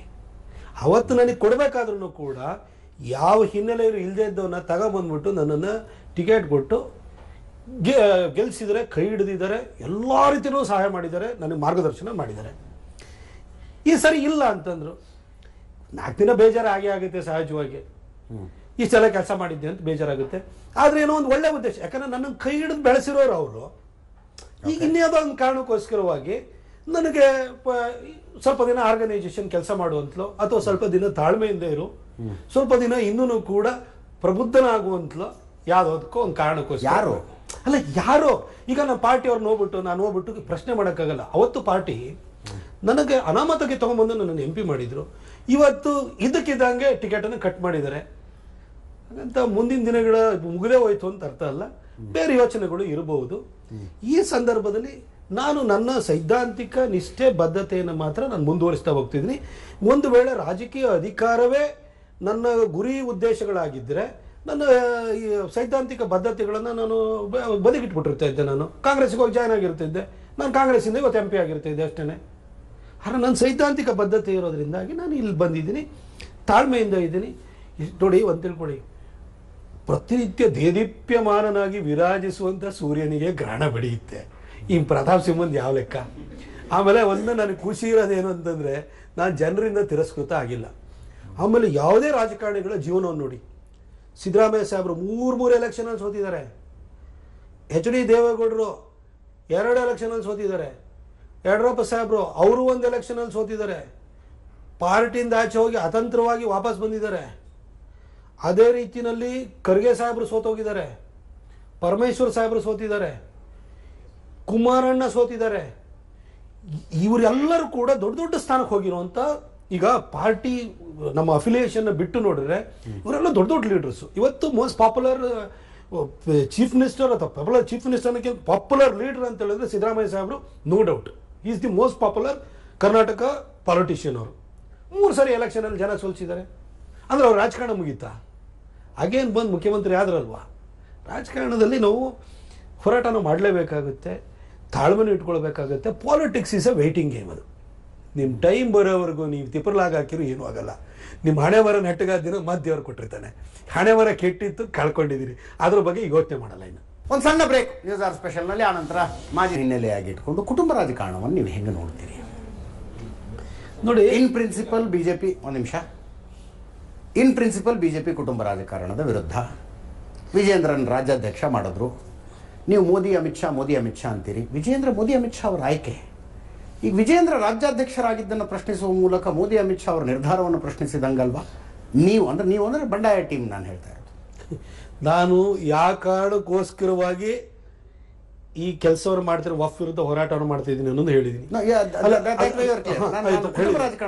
ಕುಟುಂಬ ರಾಜಕಾರಣದ ವಿಷಯಕ್ಕೆ ಬಂದಾಗ ವಂಶವಾದ ಅಂತ ಹೇಳಿ ನಾವು ಮಾತಾಡಿದೀವಿ, ಪರಿವಾರವಾದ ಅಂತ ಹೇಳಿದೀವಿ, ಭ್ರಷ್ಟಾಚಾರ ಹೇಳಿದೀವಿ, ನಾ ಕಾನೆದುಂಗ ಅಂತ ಹೇಳಿದೀವಿ. ನಾವೆಲ್ಲ ವಿಚಾರಗಳನ್ನ ಹೇಳಿದ್ರೆ ಇದು ಈ ವಿಚಾರದ ಬಂದಾಗ ಪರಿವಾರವಾದ ಅಂದ್ರೆ ಏನು, ವಂಶವಾದ ಪರಿವಾರವಾದ ಏನು ಅಂತ ಅದಕ್ಕೆ ಮೋದಿಜಿಯವರು ಸ್ಪಷ್ಟೀಕರಣ ಕೊಟ್ಟರು. ಈಗ ಯಾರ್ದೊಬ್ರು ಸೀನಿಯರ್ ಪಾಲಿಟಿಷಿಯನ್ ಅವರು ನೇಪಥ್ಯಕ್ಕೆ ಸರಿಯುವಂತ ಹಂತಕ್ಕೆ ಬಂದಿರ್ತಾರೆ, ಅವ್ರ ಮಗನೋ ಮಗಳೋ MLA ನೋ MP ನೋ ಆಗಬೇಕು ಅಂತಂದಾಗ ಆ ರೀತಿ ಸೇವಾ ಇಚ್ಛೆಯಿಂದ ಅಥವಾ ಮನೆಯಲ್ಲಿ ಆ ಒಂದು ಹಿನ್ನೆಲೆಯಿಂದ ಬಂದ್ರೆ ಅದೇನು ತಪ್ಪಲ್ಲ. ಅವ್ರಿಗೆ ಟಿಕೆಟ್ ಕೊಟ್ಟರು, ಗೆಲ್ಲಿಸಿದ್ರು, ಅವರಿಗೆ ಸೇವೆ ಮಾಡ್ಲಿಕ್ಕೆ ಅವಕಾಶ ಕೊಟ್ಟಿದ್ರು, ತಪ್ಪಲ್ಲ. ಆದರೆ ವಂಶವಾದ ಅಂತ ಏನು ಅಂತಂದ್ರೆ ಬೈ ಬರ್ತೆ ಪಾರ್ಟಿಯ ಮಾಲೀಕತ್ವನ ಕೊಡುವಂಥದ್ದು ಇದೆಯಲ್ಲ, ಅದು ವಂಶವಾದ ಅಂತ ಹೇಳಿದ್ರು. ಅದನ್ನ ಕಾಂಗ್ರೆಸ್ ಹೇಳ್ತಾವ್ರೆ. ಸೇವಾ ಮನೋಭಾವನೆ ಅಳಿಯೋ ಕ್ರೈಟೀರಿಯಾ ಅದು ಅಲ್ಲ. ಈಶ್ವರ್ ಖಂಡ್ರೆ ಮಗ ಸಾಗರ್ ಖಂಡ್ರೆಗೆ ಸೇವಾ ಮನೋಭಾವನೆ ಇದೆ ಅಂತೀನಪ್ಪ ನಾನು. ಅಲ್ಲ, ಸತೀಶ್ ಜಾರಕಿಹೊಳಿ ಮಗಳಿಗೆ ಸೇವಾ ಮನೋಭಾವನೆ ಇದೆ ಅಂತೀನಿ ನಾನು. ಆಯ್ತು, ಇರಬಹುದು. ಈಗ ಹೌದು, ಅಲ್ಲ ನಾನು ಹೇಳ್ತಿರೋದು ಈಗ ರಾಹುಲ್ ಇದು ನೆಹರು ಅವರಿಂದ ಇಂದಿರಾ ಗಾಂಧಿ ಅವರಿಂದ ಸಂಜಯ್ ಗಾಂಧಿನ ಜೊತೆಲೇ ಇದ್ರು, ರಾಜೀವ್ ಗಾಂಧಿ ಅವರಿಗೆ, ಆಂಧ್ರ ಸೋನಿಯಾ ಗಾಂಧಿ ಅವರಿಗೆ, ಆನಂತರ ರಾಹುಲ್ ಗಾಂಧಿ ಅವರಿಗೆ, ಇದು ಒಂದೊಂದು ಅವ್ರವ್ರ ಮಕ್ಕಳಿಗೆ ಇಡೀ ಪಾರ್ಟಿನೇ ಮಾಲೀಕತ್ವನ ಕೊಟ್ಬಿಟ್ಟಿದ್ದಾರೆ. ಹಾಗೆ DMK ನಲ್ಲೂ ಕೂಡ ಆ ತರ ಮಾಲೀಕತ್ವನ ಕೊಟ್ಟಿದ್ದಾರೆ. ಅದೇ ರೀತಿ ಬೇರೆ ಬೇರೆ ರೀಜನಲ್ ಪಾರ್ಟೀಸ್ಗಳು ಉಂಟಲ್ಲ, ಈ ತರ ಮಾಲೀಕತ್ವನ ಕೊಟ್ಕೊಂಡ್ ಬಂದಿದ್ದಾರೆ. ಇದು ವಂಶವಾದ ಅನ್ನೋದನ್ನ ಮೋದಿ ಅವರು ಬಹಳ ಸ್ಪಷ್ಟವಾಗಿ ಹೇಳಿದರು. ಇಲ್ಲಿ ಕರ್ನಾಟಕದಲ್ಲೂ ಕೂಡ ನಾವು ಹೇಳಿದ್ದಕ್ಕೆ ಸ್ವಲ್ಪ ತದ್ವಿರುದ್ಧವಾಗಿದೆ ಅನ್ನೋ ಭಾವನೆ ಬಂದಿದೆ, ಇಲ್ಲ ಅಂತಲ್ಲ. ಆದ್ರೆ ಯಾರಿಗೇನು ಮಾಲೀಕತ್ವ ಕೊಟ್ಟಿಲ್ಲಲ್ವಾ? ಈಗ ವಿಜೇಂದ್ರ ಅವರು ಅಧ್ಯಕ್ಷರಾಗಿದ್ದಾರೆ, ಅವ್ರಿಗೊಂದು ಅವಕಾಶವನ್ನು ಕೊಟ್ಟಿದ್ದಾರೆ ಅಂತ ಭಾವಿಸೋಣ. ಹಾಗಂತ ಯಾರಿಗೂ ಏನೇನು ಫ್ರಾಂಚೈಸಿನೂ ಕೊಟ್ಟಿಲ್ಲ, ಮಾಲೀಕತ್ವನೂ ಕೊಟ್ಟಿಲ್ಲ. ಮುಂದಿನ ದಿನಗಳಲ್ಲಿ ಇದು ಪಬ್ಲಿಕಲ್ಲಿ ಕನ್ಫ್ಯೂಷನ್ ಏನಿದೆಯಲ್ಲ, ಮಾಲೀಕತ್ವನ ಯಾರಿಗಾರು ಕೊಟ್ಬಿಟ್ಟಿದ್ದಾರಾ, ಫ್ರಾಂಚೈಸಿ ಕೊಟ್ಟಿದ್ದಾರಾ ಅನ್ನೋದಿದೆಯಲ್ಲ, ಅದು ಕ್ಲಿಯರ್ ಆಗ್ತಾ ಬರುತ್ತೆ. ಆದರೆ ನಾನಿಲ್ಲಿ ವಿಜೇಂದ್ರ ಅವರನ್ನ ಅವರಿಗೆ ಅಧ್ಯಕ್ಷ ಸ್ಥಾನ ಕೊಟ್ಟಿದ್ದಾರೆ ಅಂತ ಕೂಡಲೇ ಅವರಿಗೆ ಬರ್ಕೊಟ್ಟಿದ್ದಾರೆ ಅಂತ ಏನಲ್ಲ.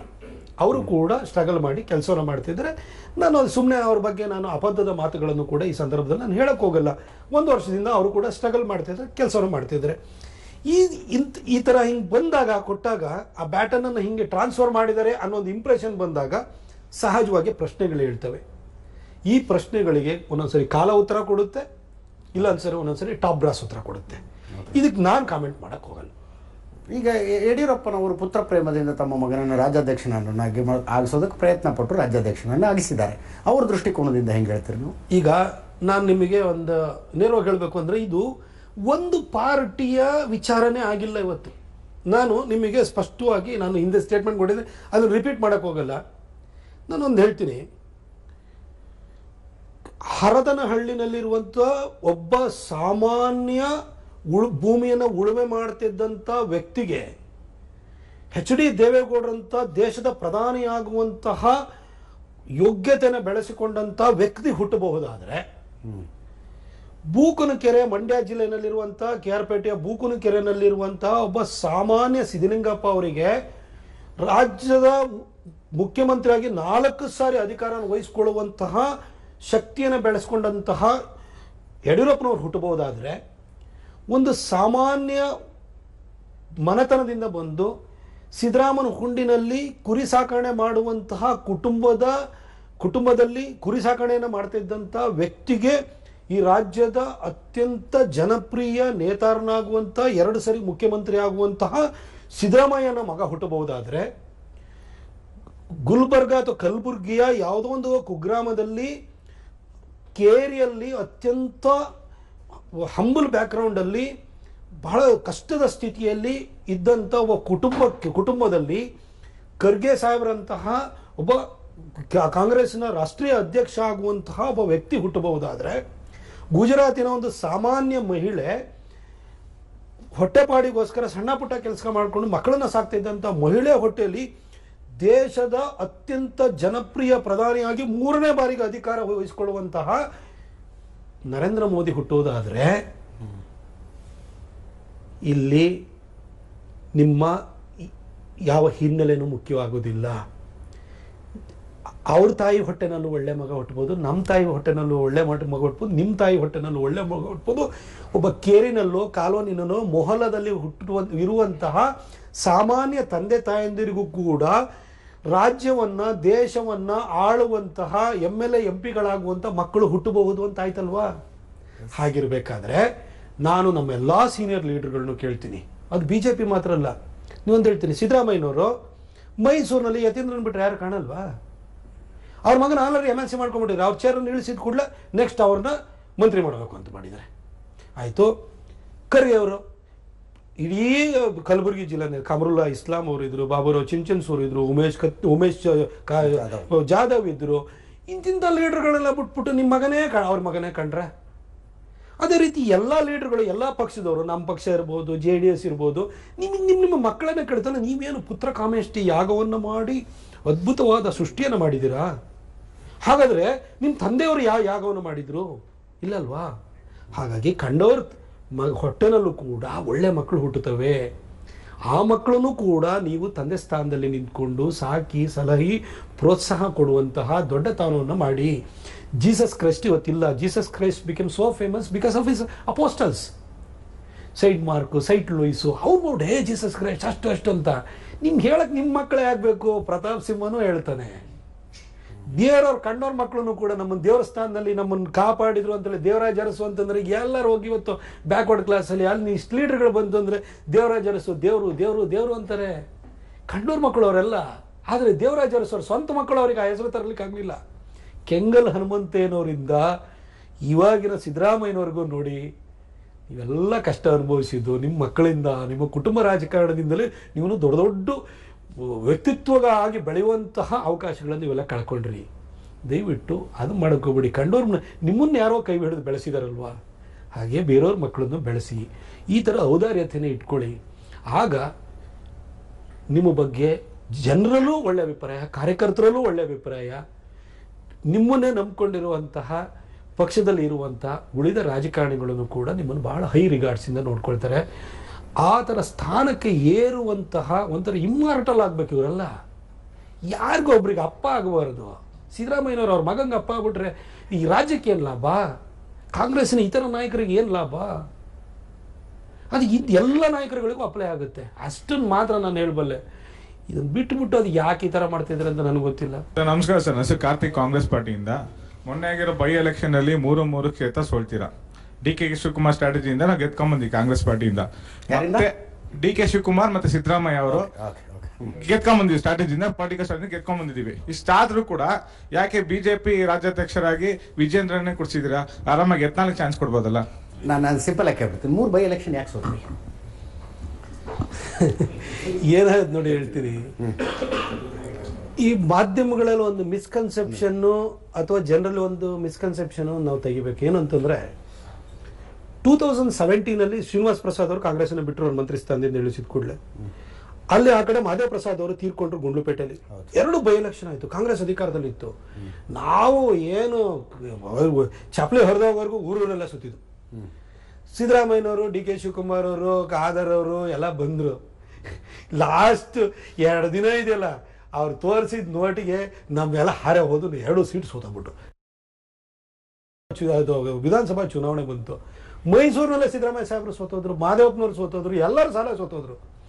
ಅಧಿಕಾರದಲ್ಲಿ ಇರುವವರು ಅವರ ಹಣ ಬಲ ಇನ್ನೊಂದು ಬಲದಿಂದ ಅವ್ರಿಗೆ ಹೇಳ್ತಾರೆ, ಅದನ್ನ ಅಪೋಸಿಷನ್ ಅವ್ರು ಮ್ಯಾಚ್ ಮಾಡೋದು ಬಹಳ ಕಷ್ಟ.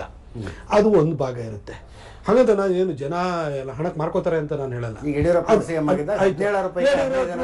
ಸಿಎಂ ಆಗಿದ್ರು KR ಪೇಟೆನಲ್ಲಿ ಗೆದ್ದು, ನಾವು ಶಿರಾದಲ್ಲಿ ಗೆದ್ದು.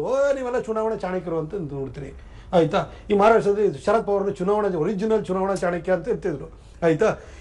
ಈಗ ಮಹಾರಾಷ್ಟ್ರದಲ್ಲಿ ಏನಾಯ್ತು ಅದು ಬಿಟ್ಬಿಡಿ. ಆಗ ನಾವು 2 ಬೈ ಎಲೆಕ್ಷನ್ ಗೆದ್ದಿದ್ವಲ್ಲ ನಾವು, ಈಗ ಸೋತಿದ್ದೀವಿ ನೋಡಿ. ಅದ್ರದ್ದು ಇವಾಗ ಕಾಂಗ್ರೆಸ್ ಅಧಿಕಾರಕ್ಕೆ ಬಂದು 1.5 ವರ್ಷ ಆಗಿದೆ. ಅವರ ಸ್ಕೀಮ್ಗಳು ಈಗ ನಾವೇನದಕ್ಕೆ ತಕರಾರು ಇರ್ಬೋದು, ಅವ್ರ ಸ್ಕೀಮಿಗೂ ಕೂಡ ಒಂದಷ್ಟು ಜನ ಅದ್ರ ಬಗ್ಗೆ ಸದಾಭಿಪ್ರಾಯ ಇಟ್ಕೊಂಡಿರೋರು ಇದ್ದಾರೆ. ಅಭಿವೃದ್ಧಿ ಆಗಲಿಲ್ಲ ಅಂತ ನಾವು ಬೈತಾ ಇದ್ರು ಕೂಡ ಅವರ ಏನು ಈ ವೆಲ್ಫೇರ್ ಸ್ಕೀಮ್ಸ್ಗಳಿಂದಾಗಿ ಬೆನಿಫಿಷಿಯರೀಸ್ ಯಾರಿದ್ದಾರೆ ಅವ್ರಿಗೆ ಗ್ರಾಟಿಟ್ಯೂಡ್ ಇರ್ಬೋದು.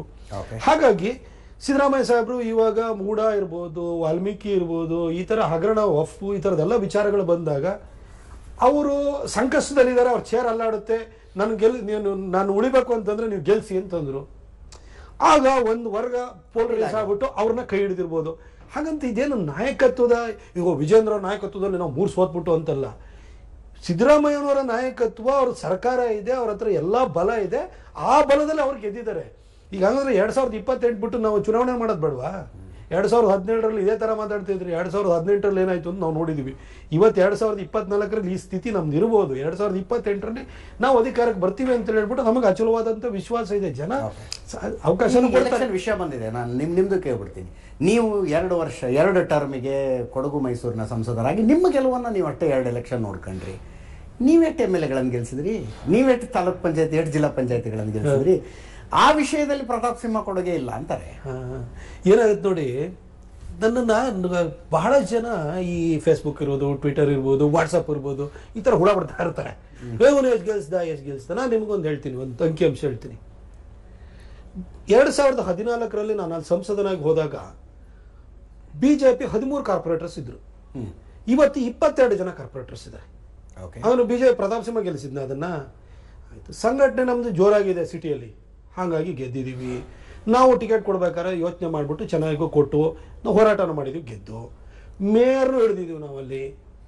ಏನೇನೋ ಪಾಲಿಟಿಕ್ಸ್ ಮಾಡಿಬಿಟ್ಟು ಬಿಜೆಪಿ ಮೇಯರ್ ಆಗಿರಲಿಲ್ಲ ಯಾವತ್ತು. ಡೆಪ್ಯೂಟಿ ಮೇಯರ್ ಸತತವಾಗಿ ನಾನು ಬಂದಾದ್ಮೇಲೆ JDS ಜೊತೆಗೆ ಒಂದು ಟೇಪ್ ಮಾಡಿಸ್ಬಿಟ್ಟು 4 ಸರಿ ಡೆಪ್ಯೂಟಿ ಚೀಫ್ ಮೇಯರ್ ಮಾಡಿಸಿದ್ದೀನಿ. ನಾನು ವರ್ಕ್ಸ್ ಕಮಿಟಿನ ಹಾಕಿದ್ಕೊಂಡಿದ್ದೀನಿ. ಅದನ್ನು ನಮ್ಗೆ ಬೇಕೇ ಬೇಕು ಅಂತ ಹೇಳ್ಬಿಟ್ಟು ಅದನ್ನು ಪ್ರತಾಪ್ ಸಿಂಹ ಕೊಡುಗೆ ಅಂತ ಹೇಳಲ್ವ.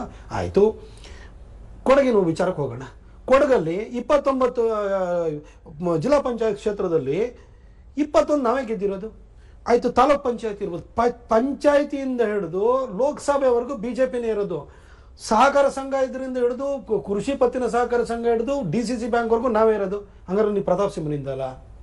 ಅಲ್ಲಿ ಒಂದು ಸಂಘಟನೆ ಬೆಳಿಬೇಕಾದ್ರೆ ಕಾರ್ಯಕರ್ತರು, ಲೀಡರ್ಸು, ಅದರಲ್ಲೂ ವಿಶೇಷವಾಗಿ MLAಗಳಿದ್ದಾಗ ಅವರು ಡೇ ಟು ಡೇ ಪ್ರಾಬ್ಲಮ್ಗಳನ್ನ MLAಗಳು ಸಾಲ್ವ್ ಮಾಡೋಕ್ಕಾಗುತ್ತೆ. ಅದಕ್ಕೋಸ್ಕರ ಜಾಸ್ತಿ ಜನ ಬರ್ತಾರೆ, ಕನೆಕ್ಟ್ ಜಾಸ್ತಿ ಬೆಳೀತದೆ. ಪ್ರಭಾವ ಒಬ್ಬ MLA ಇದ್ದಾನೆ, ಅವನ ಜೊತೆ ಗುರುತಿಸ್ಕೋಬೇಕು ಅನ್ನೋ ಕಾರಣಕ್ಕೋಸ್ಕರ, ಪ್ರೊಟೆಕ್ಷನಿಗೋಸ್ಕರ, ಆಶೀರ್ವಾದಕ್ಕೋಸ್ಕರ, ಯಾವ್ಯಾವಗೋಸ್ಕರ ಅಲ್ಲಿ ಬರ್ತಾರೆ, ಕಬ್ಜಾ ಮಾಡ್ತೀವಿ.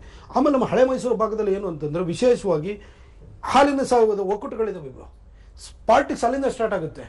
ಆಮೇಲೆ ಕೃಷಿ ಪತ್ತಿನ ಸಹಕಾರ ಸಂಘಗಳಿದಾವೆ, DCC ಬ್ಯಾಂಕ್ಗಳಿದಾವೆ. ಇಲ್ಲಿ ನಮ್ಮ ಹುಣಸೂರು, ಪಿರಿಯಾಪಣ್ಣ, ಚಾಮುಂಡೇಶ್ವರಿಯಲ್ಲಿ ನಾವು ಏನೋ ಮಾಡೋ ಸ್ಥಿತಿಯಲ್ಲಿ ಇಲ್ಲ. ಯಾಕಂದ್ರೆ ನಾವಲ್ಲಿ MLA ಗೆದ್ರೂ ಕೂಡ ಅದನ್ನು ಉಳಿಸ್ಕೊಳ್ಳೋಕ್ಕಾಗಿಲ್ಲ. ಬೇರೆ ಬೇರೆ ಇಶ್ಯೂಸ್ ಇದೆ ಅಲ್ಲಿ. ಕಾಂಗ್ರೆಸ್ಸು ಮತ್ತು JDS, ಒಕ್ಕಲಿಗ ಕಮ್ಯುನಿಟಿ ಸಾಲಿಡ್ಲಿ JDS ಜೊತೆ ಇತ್ತು. ಕಾಂಗ್ರೆಸ್ ಉಳಿದವ್ರನ್ನ ಅದರ್ ಬ್ಯಾಕ್ವರ್ಡ್ ಕಮ್ಯುನಿಟೀಸ್ನೆಲ್ಲ ಒಟ್ಟಿಗೆ ಸೇರ್ಸ್ಕೊಂಡು ಪಾಲಿಟಿಕ್ಸ್ ಮಾಡ್ತಾರೆ. ಈ ಬಿಜೆಪಿ ಫಿಟ್ಟೇ ಆಗ್ತಾ ಇರಲಿಲ್ಲ. ಇಲ್ಲಿ ವೇವ್ ಎಲೆಕ್ಷನಲ್ಲಿ ಏನೋ ಒಂದ್ಸರಿ ಇದು ಗೆದ್ದಿದ್ದು ಬಿಟ್ಬಿಟ್ರೆ ನಮ್ಮಲ್ಲಿ ಅಲ್ಲಿ ನಿಂತ್ಕೊಂಡು ಲೀಡರ್ಗಳು ಬೆಳೆಸೋಕ್ಕಲ್ಲ. ಆಮೇಲೆ 10 ವರ್ಷದಲ್ಲಿ ನೀವು ಯೋಚನೆ ಮಾಡಿ, ನಾನೇನು ಫ್ಯಾಕ್ಟ್ರಿ ಮೇಡ, ನಾನು ರೆಡಿಮೇಡ, ನನಗೆ ರೆಡಿಮೇಡ್ ಬರೋವಂಥದ್ದೇ. ಫ್ಯಾಕ್ಟ್ರಿ ಮೇಡು ಲ್ಯಾಬಲ್ಲಿ ಎಲ್ಲ ಬಂದು ಟೆಸ್ಟ್ ಮಾಡ್ಕೊಂಡು ಬಂದಿರೋದ್ರಲ್ಲೇ ಡಿಫೆಕ್ಟ್ ಇರ್ತವೆ. ಅಂದರೆ ನಾನು ಏನು ಕೇಕ್ ಎಲ್ಲ ಕಟ್ ಮಾಡಿ ನಾನು ಪ್ರತಾಪ್ ಸಿಂಹ ಪರ್ಫೆಕ್ಟ್ ಪಾಲಿಟಿಷಿಯನ್ ಹಿಂಗೆ ಇರಬೇಕು ಎಲ್ಲದೂ ಅವನ ಹತ್ರ ಇದೆ ಅನ್ನೋಕ್ಕೆ ನಾನು ಬಂದಲ್ಲಿ ಸರ್ವೇ ಹೋಗೋದೇ ದೊಡ್ಡ ಪ್ರಶ್ನೆ. ಬಿಜೆಪಿ ಒಂದು ಸರಿ ಗೆದ್ರೆ ಇನ್ನೊಂದು ಸರಿ ಗೆಲ್ತಾ ಇರಲಿಲ್ಲ. ಅಲ್ಲಿ ಲೋಕಸಭಾ ಕ್ಷೇತ್ರದಲ್ಲಿ ಇದೇ ಪರಿಸ್ಥಿತಿ ಇತ್ತು. ನನಗೆ ಒಂದು ಎಂಡಿಂದ ಕಡ್ಕೋಳದಿಂದ ಕರಿಕೆಗೆ ಹೋಗ್ಬೇಕು ಅಂದರೆ 250 ಕಿಲೋಮೀಟರ್ ಆಗುತ್ತೆ. ಇಡೀ ಕ್ಷೇತ್ರದಿಂದ ಇಲ್ಲಿಂದ ಅಲ್ಲಿಗೆ ಓಡಾಡಬೇಕು. ಆಮೇಲೆ ಅಷ್ಟು ಜನ MLAಗಳು ಇನ್ನೊಬ್ರು ಇದ್ದಾರೆ, ಪಾರ್ಟಿಯವರು ಸಂಭಾಳಿಸ್ಕೊಂಡು ಹೋಗ್ಬೇಕು. ಇವನ್ನೆಲ್ಲ ಮಾಡಿ ನಾನು 10 ವರ್ಷದಲ್ಲಿ ಪಾಲಿಟಿಕ್ಸ್ ಕಲಿಯಲ್ಲೋ, ಸರ್ವೈವಲ್ ಕಲ್ತ್ಕೊಳ್ಳೋ, ಡೆವಲಪ್ಮೆಂಟ್ ಮಾಡಲೋ. ನಾನೇನು ಮಾಡೋದು, ತಾಯಿ ಚಾಮುಂಡೇಶ್ವರಿ ಮೇಲೆ ಭಾರ ಹಾಕ್ಬಿಟ್ಟು ಬರೀ ಡೆವಲಪ್ಮೆಂಟ್ ಮಾಡ್ಕೊಂಡು ಹೋದೆ ನಾನು. ಹಾಗಾಗಿ ಕೆಲವೊಂದನ್ನ ರಿಸಲ್ಟ್ ನಾವು ಕೊಡೋಕೆ ಹಾಗಾದ್ರೆ ಇವತ್ತಾಯಿತು. ನಾನು ಇವತ್ತು ಅದಕ್ಕೆ ಹೇಳ್ತಾ ಇದ್ದೆ. ನಾನು ಈ 3 ಬೈ ಎಲೆಕ್ಷನ್ ಸೋತರು ಅಂತ ನಾನು ವಿಜೇಂದ್ರ ಅವ್ರ ಮೇಲೆ ಹೇಳಲ್ಲ. ನಾನು ಕಲೆಕ್ಟಿವ್ ಆಗಿ ಸೋತಿದ್ದೀವಿ ನಾವು. ಅದೇ ರೀತಿ ನಿಮಗೆ ಯಾವುದೋ ಒಂದು ಕ್ಷೇತ್ರ, ಹಾಗಾದರೆ ನೀವು ನಾನು ನೇರವಾಗಿ ಕೇಳಬೇಕು ಅಂತ ಹೇಳಿದರೆ, ಈಗ ಅವರವ್ರ ಲೋಕಸಭಾ ಕ್ಷೇತ್ರ, ನನ್ನ ಲೋಕಸಭಾ ಕ್ಷೇತ್ರದಲ್ಲಿ ಇವತ್ತು ನಮ್ಮ ಅಭ್ಯರ್ಥಿ ಆಗಿತ್ತು ಅಂತ ಗೆದ್ದಿಲ್ವಾ?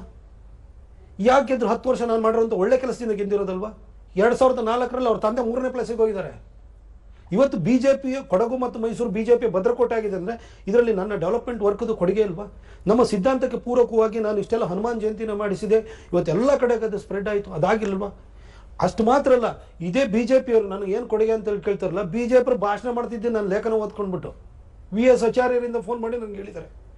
ಆಯ್ತಾ, ನಾನು ಅವ್ರದ್ದು ಐಡಿಯಾಲಜಿಕಲ್ ಒಂದು ಪಾರ್ಟಿನ ನಾನು ಬೆಳೆಸೋದಕ್ಕೆ ನನ್ನ ಪ್ರಯತ್ನ 25 ವರ್ಷಗಳಿಂದ ಹಿಂದಿಂದ ನಡೆದಿಲ್ವಾ? ಯಾರು ಬಾವುಟ ಕಟ್ಟೋರು, ಬ್ಯಾನರ್ ಕಟ್ಟೋರು, ಬಂಟಿಂಗ್ ಕಟ್ಟೋರು ಮಾತ್ರ ಪಾರ್ಟಿ ಕಟ್ಟೋದಲ್ಲ, ಮನಸ್ಸುಗಳನ್ನು ಬದಲಾಯಿಸಬೇಕಲ್ಲ, ಥಾಟ್ ಪ್ರೊಸೆಸ್ ಅನ್ನು ಕೊಡಬೇಕಲ್ಲ, ಆ ಕೆಲಸನೂ ನಾನು ಮಾಡಿದ್ದೀನಲ್ಲ, ಇದು ನನ್ನ ಕಾಂಟ್ರಿಬ್ಯೂಷನ್ ಅಲ್ವಾ? ನ್ಯೂಸ್ ಅವರ್ ಸ್ಪೆಷಲ್ ನಲ್ಲಿ ಇನ್ನೊಂದು ಸಣ್ಣ ಬ್ರೇಕ್ನ ಸಮಯ. ಪ್ರತಾಪ್ ಸಿಂಹ ಅವರ ಜೊತೆಗಿನ ಚರ್ಚೆಯನ್ನ ಮುಂದುವರಿಸ್ತಾ ಇದ್ದೀನಿ. ನಮಸ್ಕಾರ, ಅರುಣ್ ಪರಮೇಶ್ವರ್ ಅಂತ, ಸಾಮಾಜಿಕ ಹೋರಾಟಗಾರ. ತಾವು ಹಿಂದುತ್ವದ ಬಗ್ಗೆ ಮಾತಾಡ್ತಾ ಇದ್ರಿ. ನಾವು ಬಿಜೆಪಿ ಹಿಂದುತ್ವ, ನಾವು ಹಿಂದುತ್ವದ ಪ್ರತಿಪಾದನೆಯಲ್ಲಿ ಪಕ್ಷ ಕಟ್ಟಿದೀವಿ ಅಂತ. ನೀವು ಹಿಂದುತ್ವದ ಮೇಲೆ ಪಕ್ಷ ಕಟ್ತೀರಾ, ಬರೀ ಎಲೆಕ್ಷನ್ ಬಂದಾಗ ಮಾತ್ರ ಹಿಂದುತ್ವನ ನಿಮ್ದು, ಇಲ್ಲ ಯಾವಾಗಲೂ ಹಿಂದುತ್ವದ ಕಾರ್ಯಕರ್ತರ ಜೊತೆಲಿ ಇರ್ತೀರಾ ಅಂತ ಒಂದು ಪ್ರಶ್ನೆ. ಆಮೇಲೆ ಹಿಂದುತ್ವಕ್ಕೆ ಕಾರ್ಯಕರ್ತರು ಹಿಂದುತ್ವದ ಬಗ್ಗೆ ಹೋರಾಟ ಮಾಡಿದಾಗ ಕಾರ್ಯಕರ್ತಗಳ ಅನ್ಯಾಯದ ಕಾರ್ಯಕರ್ತರ ಮೇಲೆ ಕೇಸ್ ಆಗ್ತಾ ಇದ್ದಾರೆ. ಆ ತರ ಆದಾಗ ನೀವು ಕೆಲವು ಬೆಳ್ಳಡಿಕೆಯಷ್ಟು ನಾಯಕರು ಮಾತ್ರ ಬರ್ತಾ ಇದ್ದೀರಾ ಹೊರತು ಮಿಕ್ಕಿದವ್ರು ಯಾಕೆ ಹಿಂದುತ್ವಕ್ಕೆ ಅಷ್ಟೊಂದು ಒತ್ತು ನೀಡ್ತಾ ಇಲ್ಲ? ಯಾಕೆ ನೀವು ಬಿಜೆಪಿ ಬರೀ ಎಲೆಕ್ಷನ್ ಬಂದಾಗ ಹಿಂದುತ್ವ ಬೇಕು, ಹಿಂದೂ ಕಾರ್ಯಕರ್ತರು ಬೇಕು, ಎಲೆಕ್ಷನ್ ಬಂದ್ಮೇಲೆ ಬಾಡ್ವಾ ನಿಮ್ಗೆ? ಯಾಕೆ ಸರ್ ಈ ತರ ಆಗ್ತಾ ಇದೆ? ಇದಕ್ಕೆ ಸ್ಪಷ್ಟ ಕಾರಣ ಕೊಡಿ ಸರ್. ಈ ತರ ಪ್ರಶ್ನೆಗಳು ನಮಗೂ ಇರುತ್ತೆ. ಅದಕ್ಕೋಸ್ಕರವಾಗಿ ನಾನು ಆಗ್ಲೇ ಉದಾಹರಣೆ ಕೊಡುವಾಗ, ಯೋಗಿ ಆದಿತ್ಯನಾಥ್ ಅವರು 2ನೇ ಸರಿ ಯಾಕೆ ಮುಖ್ಯಮಂತ್ರಿ ಆದರು, ದೇವೇಂದ್ರ ಫಡ್ನವೀಸ್ ಅವರು 3ನೇ ಸರಿ ಯಾಕೆ ಪಕ್ಷವನ್ನು ಅಧಿಕಾರಕ್ಕೆ ತರ್ತಿದ್ದಾರೆ, ಇವತ್ತು ಪವನ್ ಕಲ್ಯಾಣ್ ಹೇಗಿದ್ದಾರೆ, ಅದೇ ರೀತಿ ಅಣ್ಣಾಮಲೈ ಯಾಕೆ ಬರ್ತಿದ್ದಾರೆ, ಅದೇ ಹಾದಿಯಲ್ಲಿ ನಾವು ಕೂಡ ಹೋಗಬೇಕು ಅಂತ ನಾನು ಹೇಳ್ತಾ ಇರೋದು. ಅದಕ್ಕೋಸ್ಕರನೇ ಇಲ್ಲಿ ಒಡಕಿಗೋಸ್ಕರ ಬರಲಿಲ್ಲ, ಎಲ್ಲರೂ ಒಟ್ಟಿಗೆ ಹೋಗಬೇಕು ಅಂತ. ಆಮೇಲೆ ಒಂದು ತಿಳ್ಕೊಳ್ಳಿ, ಪ್ರತಾಪ್ ಸಿಂಹನಿಗೆ 10 ವರ್ಷ ಅಧಿಕಾರ ಸಿಕ್ಕಿತ್ತು, ಇವತ್ತು ಅಧಿಕಾರ ಇಲ್ದಲೇ ಇರ್ಬೋದು. ಆದರೆ ನಮ್ಮ ಕಾರ್ಯಕರ್ತನಿಗೆ ಅಧಿಕಾರನೇ ಸಿಕ್ಕಿಲ್ವಲ್ಲ ಯಾವತ್ತು. ಪಕ್ಷಕ್ಕೋಸ್ಕರ ಬಾವುಟ ಹಿಡ್ಕೊಂಡು ಬಂದಿದ್ದಾನೆ, ಹಿಂದುತ್ವಕ್ಕೋಸ್ಕರ ಹೋರಾಟ ಮಾಡ್ತೇನೆ, ಕೇಸ್ ಹಾಕಿಸ್ಕೊತಿದ್ದಾರಲ್ಲ. ಅದಕ್ಕೋಸ್ಕರನೇ ನಾವು ನಿರಂತರವಾಗಿ ನಾವು ಸೈದ್ಧಾಂತಿಕ ಬದ್ಧತೆಯನ್ನು ಇಟ್ಕೊಂಡು ಹೋಗ್ತಾ ಇರೋದು. ಯಾಕೆಂದರೆ ನಮ್ಮ ಕಾರ್ಯಕರ್ತರಿಗೋಸ್ಕರ, ಅವರಿಗೆ ನಾವೊಂದು ಹೋಪ್ ಆಗಿರ್ಬೇಕು. ಇವತ್ತು ಒಂದು ತಿಳ್ಕೊಳ್ಳಿ, ಯಾರು ಏನೇ ಮಾತಾಡ್ಬೋದು. ಈಗ ಒಬ್ಬ ಯತ್ನಾಳ್, ಒಬ್ಬ ಸಿ.ಟಿ. ರವಿ, ಒಬ್ಬ ಪ್ರತಾಪ್ ಸಿಂಹ, ಇವ್ರು 3 ಜನ ಬಾಯಿ ಮುಚ್ಚಿಸ್ಬಿಡಿ ನಾಳೆ ಬೆಳಗ್ಗೆ. ಬಿಜೆಪಿಗೂ ಬೇರೆ ಪಕ್ಷಕ್ಕೂ ಮತ್ತೊಬ್ಬರಿಗೂ ಏನು ವ್ಯತ್ಯಾಸ ಇರ್ತದೆ ಐಡಿಯಾಲಜಿಕಲ್ಲಿ ಹೇಳ್ಬಿಡಿ. ಹಿಂದುತ್ವ ಬಗ್ಗೆ ಮಾತಾಡೋರು ಯಾರಿದ್ದಾರೆ ತೋರಿಸ್ಬಿಡಿ. ಅಲ್ಲ, ಇದು ನಮ್ಮ ಕಾರ್ಯಕರ್ತರಲ್ಲೂ ಇದೆ, ಇದು ಆ ನೋವು ಇದೆ. ಎಲ್ಲರೂ ಕೂಡ ಈ ಚಿಂತನೆಯಲ್ಲಿ ಹೋಗಬೇಕು. ಹಾಗಾದ್ರೆ ನಾವೇನು ಯಾವುದೋ ಕಮ್ಯುನಿಟಿನ ದ್ವೇಷ ಮಾಡಬೇಕು ಅಂತಲ್ಲ, ಈ ದೇಶದ ಮೂಲ ಸಂಸ್ಕೃತಿಗೆ ಅನುಗುಣವಾಗಿ ಪಕ್ಷವನ್ನು ಕಟ್ಟಬೇಕು, ನಾವು ಮತ್ತೆ ವ್ಯವಸ್ಥೆಯನ್ನು ಬೆಳೆಸಬೇಕು ಅನ್ನೋದ್ರ ದೃಷ್ಟಿಯಲ್ಲೇ ನಾವು ಹೋಗ್ತಿರೋದು. ನೀವೇನು ಹೇಳಿದರೆ ಅದಕ್ಕೆ ನನ್ನ ಸಹಮತನೂ ಇದೆ. ಈ ದೃಷ್ಟಿಯಲ್ಲೇ ನಾವೆಲ್ಲ ಒಂದಾಗಿ ಹೋಗಬೇಕು ಅನ್ನೋದೇ ನನ್ನ ಭಾವನೆನೂ ಆಗಿದೆ. ಸರ್, ಪ್ರತಾಪ್ ಸರ್ ನಮಸ್ತೆ, ಆವಿಷ್ಕಾರ ಅಂತ ಬಿಜೆಪಿಯಿಂದ.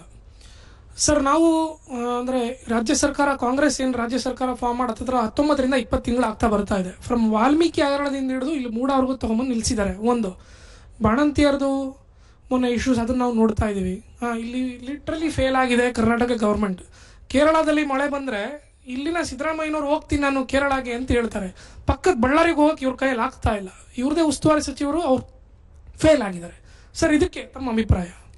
ಪ್ರೆಸೆಂಟ್ ಕರ್ನಾಟಕ ಗೌರ್ಮೆಂಟ್ ಸಿನಾರಿಯೋ ಬಗ್ಗೆ ತಮ್ಮ ಅಭಿಪ್ರಾಯ? ಅದನ್ನ ಹೇಳ, ಅದು ನಮ್ಮ ಫೇಲ್ಯೂರ್. ಅದು ವಾಲ್ಮೀಕಿ ಹಗರಣ ಕೊಟ್ಟರು, ಕಾಂಗ್ರೆಸ್ ಅವರು ಆ್ಯಕ್ಚುಲಿ ನಮ್ಗೆ ಹೆಲ್ಪ್ ಮಾಡ್ತಾ ಇದ್ದಾರೆ. ವಾಲ್ಮೀಕಿ ಹಗರಣ ಮನಿ ಟ್ರಾನ್ಸಾಕ್ಷನ್ದು ಫುಟ್ ಪ್ರಿಂಟ್ ಇದೆ, ಆಯಿತಾ? ಅವ್ರ ಮಂತ್ರಿ ಅರೆಸ್ಟ್ ಆಗಿದ್ದಾರೆ, ಇಡಿಯವ್ರು ಎತ್ಕೊಂಡು ಹೋಗಿದ್ದಾರೆ, ಒಂದು MLA ಎತ್ಕೊಂಡು ಹೋಗಿದ್ರು. ಅದಾದ ನಂತರ ಮೂಡ ಹಗರಣ ಕೈಯಾರೆ ತಟ್ಟೆಯಲ್ಲಿ ಇಟ್ಬಿಟ್ಟು ವಾಪಸ್ ಬೀಳ್ಸರಪ್ಪ ಅಂತ ಕೊಟ್ಟರು. ವಫ್ ಹಗರಣ ಅದನ್ನು ಕೂಡ ಈಗ ಕಾಂಟ್ರವರ್ಸಿ, ಅದನ್ನು ಕೈಯಾರೆ ಕೊಟ್ಟಿದ್ದಾರೆ. ಮೊನ್ನೆ ಇವರು ನಮ್ಮ ಕುಕ್ಕರ್ ಲಕ್ಷ್ಮಿಯವರು ಅವ್ರ PA ಸೂಸೈಡ್ ಮಾಡ್ಕೊಂಡ. ನಮ್ಮದು ಈಶ್ವರಪ್ಪನವರು ಕಾಂಟ್ರಾಕ್ಟರ್ ಅಲ್ದಿದ್ದು ಒಂದು ಸೂಸೈಡ್ ಮಾಡ್ಕೊಂಡ್ರು ಕೂಡ ಅವ್ರನ್ನ ಅಧಿಕಾರದಿಂದ ಇಳಿಸಿದ್ರು. ಅಲ್ಲ, PA ಅಲ್ಲ, ಗೌರ್ಮೆಂಟ್ ಎಂಪ್ಲಾಯ್, ಬಟ್ PA ಮೇಲೆ ಆರೋಪ ಬಂತು. ಆಯ್ತು, ಸತ್ತೋದ, PA ಮೇಲೆ ಆರೋಪ ಬಂತು, ಹೋರಾಟನೇ ತಗೊಳ್ಳೆ. ಇದಿಷ್ಟೂ ಕೂಡ ನಮಗೆ ಕೊಟ್ಟರು ಕೂಡ ನಾವು ಏನು ಮಾಡಿ ಸರ್ಕಾರನ ಅಲ್ಲಾಡಿಸ್ತೀವಲ್ಲ, ಇದು ನಮ್ಮ ತಪ್ಪು. ಪಾಪ ಕಾಂಗ್ರೆಸ್ನವ್ರನ್ನ ಯಾಕೆ ತಪ್ಪು? ಅವ್ರು ಹಿಂಗೆ ಮಾಡ್ತಾ ಇರಬೇಕು, ಕೊಡ್ತಾ ಇರ್ಬೇಕು ಇಶ್ಯೂ. ಆದರೆ BJP ಅವರು ನಾವು ಈ ಇಶ್ಯೂಗಳನ್ನು ತೆಗೆದುಕೊಂಡು ಜನರ ಹತ್ರ ಹೋಗುವಂಥದ್ದು, ಜನರಿಗೆ ಮನವರಿಕೆ ಮಾಡಿಕೊಡುವಂಥ ಕೆಲಸವನ್ನು ನಾವು ಮಾಡಬೇಕು. ಇದರಲ್ಲಿ ನಾವು ಎಡವಟ್ಟು ಮಾಡಿಕೊಂಡು ಕಾಂಗ್ರೆಸ್ಸನ್ನು ಬೈಯೋದ್ರಲ್ಲಿ ಅರ್ಥ ಇಲ್ಲ. ಜನದ ಬಗ್ಗೆ ಕಾಂಗ್ರೆಸ್ ಬಗ್ಗೆ ಜನಕ್ಕೆ ಮನವರಿಕೆ ಆಗ್ಬಿಟ್ಟಿದೆ. ಸರ್, ಮನೋವೈಷ್ಣವ ಅಂತ ಬಿಜೆಪಿ ಕಾರ್ಯಕರ್ತ. ಸರ್, ತಮಗೆ ಯುವ ನಾಯಕರು ಅಂತ ಗುರುತಿಸ್ಬಿಟ್ಟು ಪಕ್ಷ 2 ಬಾರಿ ಟಿಕೆಟ್ ಕೊಡ್ತು, ಸಂಸದರಾದ್ರಿ, ಅಭಿವೃದ್ಧಿಯಲ್ಲಿ ಸೈ ಅನ್ಸ್ಕೊಂಡ್ರಿ. ಇದೇ ರೀತಿ ಪಕ್ಷದ ವರಿಷ್ಠರ ಜೊತೆ ಕೂತ್ಕೊಂಡು ಸಂಘಟನೆ ಮಾಡ್ತೀನಿ ಅಂತ ಜವಾಬ್ದಾರಿ ತಗೊಂಡು ಸಂಘಟನೆ ಬಲಿಷ್ಠವಾಗಿ ಮಾಡ್ಬೋದಲ್ವಾ? ಸಂಘಟನೆಯಲ್ಲಿ ಯಾಕೆ ತೊಡಗಿಸಿಕೊಳ್ತಿಲ್ಲ ಅಂತ ಈಗ ಒಂದು ಹೇಳ್ತೀನಿ ನಿಮಗೆ ಕೇಳಿ. ನಾನೇನು ಸ್ಟಾರ್ ಕ್ಯಾಂಪೇನರ್ ಲಿಸ್ಟಲ್ಲಿ ಹಾಕಲಿಲ್ಲ. ಚನ್ನಪಟ್ಟಣಕ್ಕೆ ಹೋದೆ, ಸಂಡೂರಿಗೆ ಹೋದೆ, ಶಿಗ್ಗಾಂವಿಗೂ 2 ಸರಿ ಹೋದೆ, ಮಾಡಿದ್ನಿಲ್ವ. ವಫಲ್ಲಿ ನಂದೇನು ಅದಕ್ಕೆ ಕಮಿಟಿ ಮಾಡಿರೋ ನನ್ನ ಹೆಸರು ಹಾಕಲಿಲ್ಲ. ಕೊಡಗಿಗೆ ಹೋಗಿ ಹೋರಾಟ ಮಾಡೋದು, ಪೊನ್ನಂಪೇಟೆಗೆ ಹೋರಾಟ ಮಾಡೋದು ನಾನೇ ಪ್ರಮುಖವಾಗಿ ಭಾಷಣ ಮಾಡಿದ್ದೀನಿ. ಅದಾದ ನಂತರ ಯತ್ನಾಳರು ಅಲ್ಲಿಂದ ಬಿಜಾಪುರದಿಂದ ಸ್ಟಾರ್ಟ್ ಮಾಡಿರೋ, ಅದಕ್ಕೂ ಹೋಗಿ ನಾನು ಅದು ಜಾಯ್ನ್ ಆಗಿದ್ದೀನಿ. ಈ ವಫ್ದ ವಿಚಾರ ನಾನೇ ಮಾಜಿ ಆಗಿದ್ದೀನಿ ಅಂತ ನಾನು ಕೂತ್ಕೊಂಡಿಲ್ಲ. ನಾನು ಹೋಗ್ಬಿಟ್ಟು ಪಾರ್ಲಿಮೆಂಟರಿ ಕಮಿಟಿ ಎದುರುಗಡೆ ಹೋಗಿದ್ದೀನಿ. ವಿಟ್ನೆಸ್ ಆಗಿ ಫಾರ್ಮರ್ಸ್ ಕರ್ಕೊಬರ್ತೀನಿ ಅಂತ ಜನವರಿ ತಿಂಗಳಲ್ಲಿ ಅಪಾಯಿಂಟ್ಮೆಂಟ್ ತೊಗೊಂಡಿದ್ದೀನಿ. ಆಯಿತು. ಈಗ 13ನೇ ತಾರೀಕಿಂದ ನಮ್ಮ ಹನುಮಾನ್ ಜಯಂತಿ ಸ್ಟಾರ್ಟು. ಅವಕ್ಕೆಲ್ಲದನ್ನು ಕೂಡ ನಾನು ಪಾರ್ಟಿಸಿಪೇಟ್ ಮಾಡ್ತಾ ಇದ್ದೀನಿ. ಎಲ್ಲ ಕಡೆ ಹೋಗಿ ಕರೆದ್ರೂ ಕೂಡ ಎಲ್ಲ ಕಡೆನೂ ಹೋಗಿ ಸ್ಪೀಚಸ್ ಕೊಡ್ತಾ ಇದ್ದೀನಿ. ಇದಕ್ಕೆ ಸಂಬಂಧಪಟ್ಟ ಪೂರ್ವಕವಾಗಿ ಮಾತಾಡ್ತಾ ಇದ್ದೀನಿ. ಅದೊಂದು ಪಕ್ಷದೊಳಗಡೆ ಒಂದು ಪದಾಧಿಕಾರಿಯ ಸ್ಥಾನಮಾನವನ್ನ ಕೊಡುವಂಥ ಸ್ಥಾನದಲ್ಲಿರೋರು ಕೊಡಬೇಕೇ ಹೊರತು ನನಗೆ ಕೊಡಲಿಲ್ಲ ಅಂತ ನಾನೇನು ಬೇಜಾರ ಮಾಡ್ಕೊಂಬಿಟ್ಟು ಮನೇಲಿ ಕೂತಿಲ್ಲ. ನಾನು 12 ಜನ ಕೊಟ್ಟು ಟಿಕೆಟ್ ಇಲ್ದಂಗೆ ಆಗ್ಯದ, 11-12 ಜನಕ್ಕೆ. ಆದರೆ ನಾನು ಒಬ್ಬನೇ ಓಡಾಡ್ತಾ ಇರೋನು. ಅಲ್ಲ ಅದು ಕೇಳಿದ್ದು, ನನಗೆ ಸಂಘಟನೆ ಮಾಡ್ತಾನೆ ಇದ್ದೀನಿ ಸೈದ್ಧಾಂತಿಕವಾಗಿ. ಈಗ ನೀವು ನಾಳೆ ಬೆಳಗ್ಗೆ ಯಾರೋ ಕಾಂಗ್ರೆಸ್ ಅವ್ರು ಸಿಗ್ತಾರೆ, ಅಥವಾ JDS ಅವ್ರು ಸಿಗ್ತಾರೆ, ಅಥವಾ ನಮ್ಮ ವಿರೋಧಿಗಳು ಕಮ್ಯುನಿಸ್ಟರು ಸಿಗ್ತಾರೆ ಅಂತ ತಿಳ್ಕೊಳ್ಳಿ. ಯಾವುದಾದ್ರು ಒಂದು ವಿಚಾರದ ಬಗ್ಗೆ ಮಾತಾಡಬೇಕಂದ್ರೆ you should be armed with information ಅಲ್ವಾ. ನಿಮಗೆ ಮಾಹಿತಿ ಇಟ್ಕೊಂಡಿರ್ಬೇಕು ಅವ್ರನ್ನ ಕೌಂಟರ್ ಮಾಡೋದಕ್ಕೆ. ಅದನ್ನು ಕೊಡ್ತಾ ಇದ್ದೇನೆ ಇಲ್ವಾ ನನ್ನ ಹೇಳಿಕೆಗಳ ಮುಖಾಂತರ. ಇದೇ ಸಂಘಟನೆ ರೀ. ಸಂಘಟನೆ ಏನಾದರೂ ಬುದ್ಧಿನೂ ಬೆಳೆಸ್ಬೇಕಾಗುತ್ತೆ.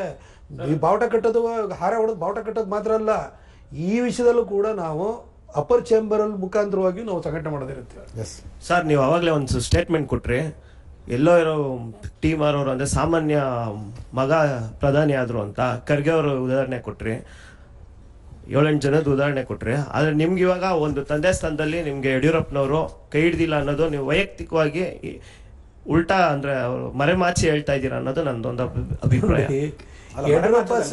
ಹಿಡಿಬೇಕು ಅಂತ ಹೇಳಿದ್ದು ನೋಡಿ. ನಾನೊಂದು ಹೇಳ್ತೀನಿ, ಯಡಿಯೂರಪ್ಪ ಸಾಹೇಬರು ಈ ಪಕ್ಷವನ್ನು AK ಸುಬ್ಬಯ್ಯನವರ ನಂತರ ಕಟ್ಟಿದವರು ಅವರು. ಅನಂತಕುಮಾರ್ ಅವರು ಹೆಗಲು ಕೊಟ್ಟಿರೋದಕ್ಕೆ ಈ ಪಕ್ಷ ಇಲ್ಲಿವರೆಗೂ ಬೆಳ್ಕೊಂಬಂದಿದೆ ಅಂತಾರೆ. ಇವರೆಲ್ಲರ ಕಾಂಟ್ರಿಬ್ಯೂಷನ್ ಮಾಡಿದ್ರೆ ಯಡಿಯೂರಪ್ಪ ಸಾಹೇಬ್ರನ್ನ ನಾನು ಅವರಿಗೆ ಇದನ್ನು ಕೊಡಲಿಲ್ಲ, ಇದ್ರನ್ನ ಕಂಪ್ಲೇಂಟ್ ಮಾಡೋಂಥದ್ದು ನಾನು ಅದಕ್ಕೂ ಆ ಗೋಜಿಗೆ ಹೋಗೋಲ್ಲ.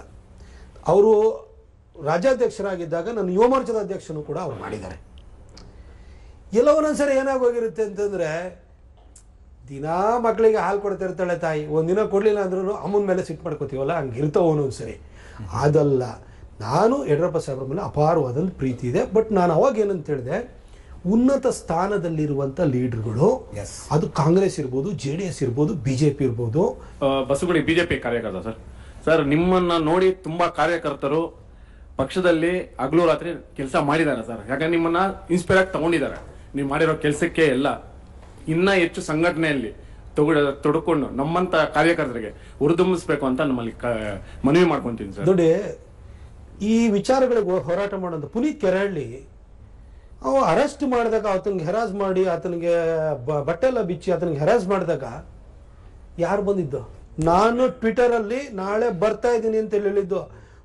ಸ್ಟೇಷನ್ಗೆ ಹೋಗಿ ಹೋದೆ. ನನ್ನ ಮೇಲೆ 2 FIR ಹಾಕಿದ್ದಾರೆ. ಅದ್ರ ಮೇಲೆ ಮಾಗಡಿಯಲ್ಲಿ ಒಂದು ಹಾಕಿದರೆ, ಬಸವೇಶ್ವರ ನಗರದಲ್ಲಿ ಶಾಪುರಕ್ಕೆ ಹೋದೆ, ಅಲ್ಲೊಂದು FIR ಹಾಕಿರು. ಶಿಗ್ಗಾಂವಿಗೆ ಹೋದೆ, ಅಲ್ಲೊಂದು FIR ಹಾಕಿರು. ದಾವಣಗೆರೆಗೆ ಹೋದೆ, ಅಲ್ಲೊಂದು FIR ಹಾಕಿರು. 5 FIR ಹಾಕಿದ್ರೆ 2 ತಿಂಗಳೊಳಗಡೆ. ಕಾರ್ಯಕರ್ತರ ಪರವಾಗಿ ನಾನು ಕೆಲಸನ ನಾನು ಮಾಡ್ತಾ ಇದ್ದೀನಿ, ಸಂಘಟನೆ ನಾನು ಮಾಡ್ತಾನೆ ಇದ್ದೀನಿ. ಎಷ್ಟು ಜನ ಹಿಂದುತ್ವಕ್ಕೋಸ್ಕರ FIR ಹಾಕ್ಸ್ಕೊಂಡಿದ್ದಾರೆ ತೋರಿಸ್ರಿ, ಪಟ್ಟಿ ತೆಗೀರಿ ನೋಡೋಣ. ಅದಕ್ಕೆ ಸರ್ ನಿಮ್ಮನ್ನ ಅದಕ್ಕೆ ನಾನು ನಿಮಗೆ ಇದು ಮಾಡ್ತಾ ಇರೋದು. ಯಾಕಂದ್ರೆ ನಿಮ್ಮನ್ನ ನೋಡಿ ನಾವು ನೆಕ್ಸ್ಟ್ ಪಾರ್ಟಿಯಲ್ಲಿ ಕೆಲಸ ಮಾಡುವ ನಮಗೂ ಆಸೆ ಇದೆ ಸರ್. ಅದನ್ನು ಮಾಡ್ತಾ ಇದ್ದೀನಿ ಅಂತಾನೆ ಅವ್ರು ಹೇಳ್ತಾರೆ. Thank you so much Pratap, ಇಷ್ಟೊತ್ತು ನಮ್ಮ ಪ್ರಶ್ನೆಗಳಿಗೆ ಮತ್ತು ಆಹ್ವಾನಿತರೆಲ್ಲರ ಪ್ರಶ್ನೆಗಳಿಗೆ ಉತ್ತರ ಕೊಟ್ಟಿದ್ದಕ್ಕೆ ನಿಮ್ಮೆಲ್ಲರಿಗೂ ಕೂಡ ಧನ್ಯವಾದ. ಇದರೊಂದಿಗೆ ಇವತ್ತಿನ ನ್ಯೂಸ್ ಅವರ್ ಸ್ಪೆಷಲ್ ಮುಗಿಸ್ತಾ ಇದ್ದೀನಿ. ನೇರ ದಿಟ್ಟ ನಿರಂತರ ಸುದ್ದಿಗಾಗಿ ನೋಡ್ತಾ ಇರಿ ಏಷ್ಯಾನೆಟ್ ಸುವರ್ಣ.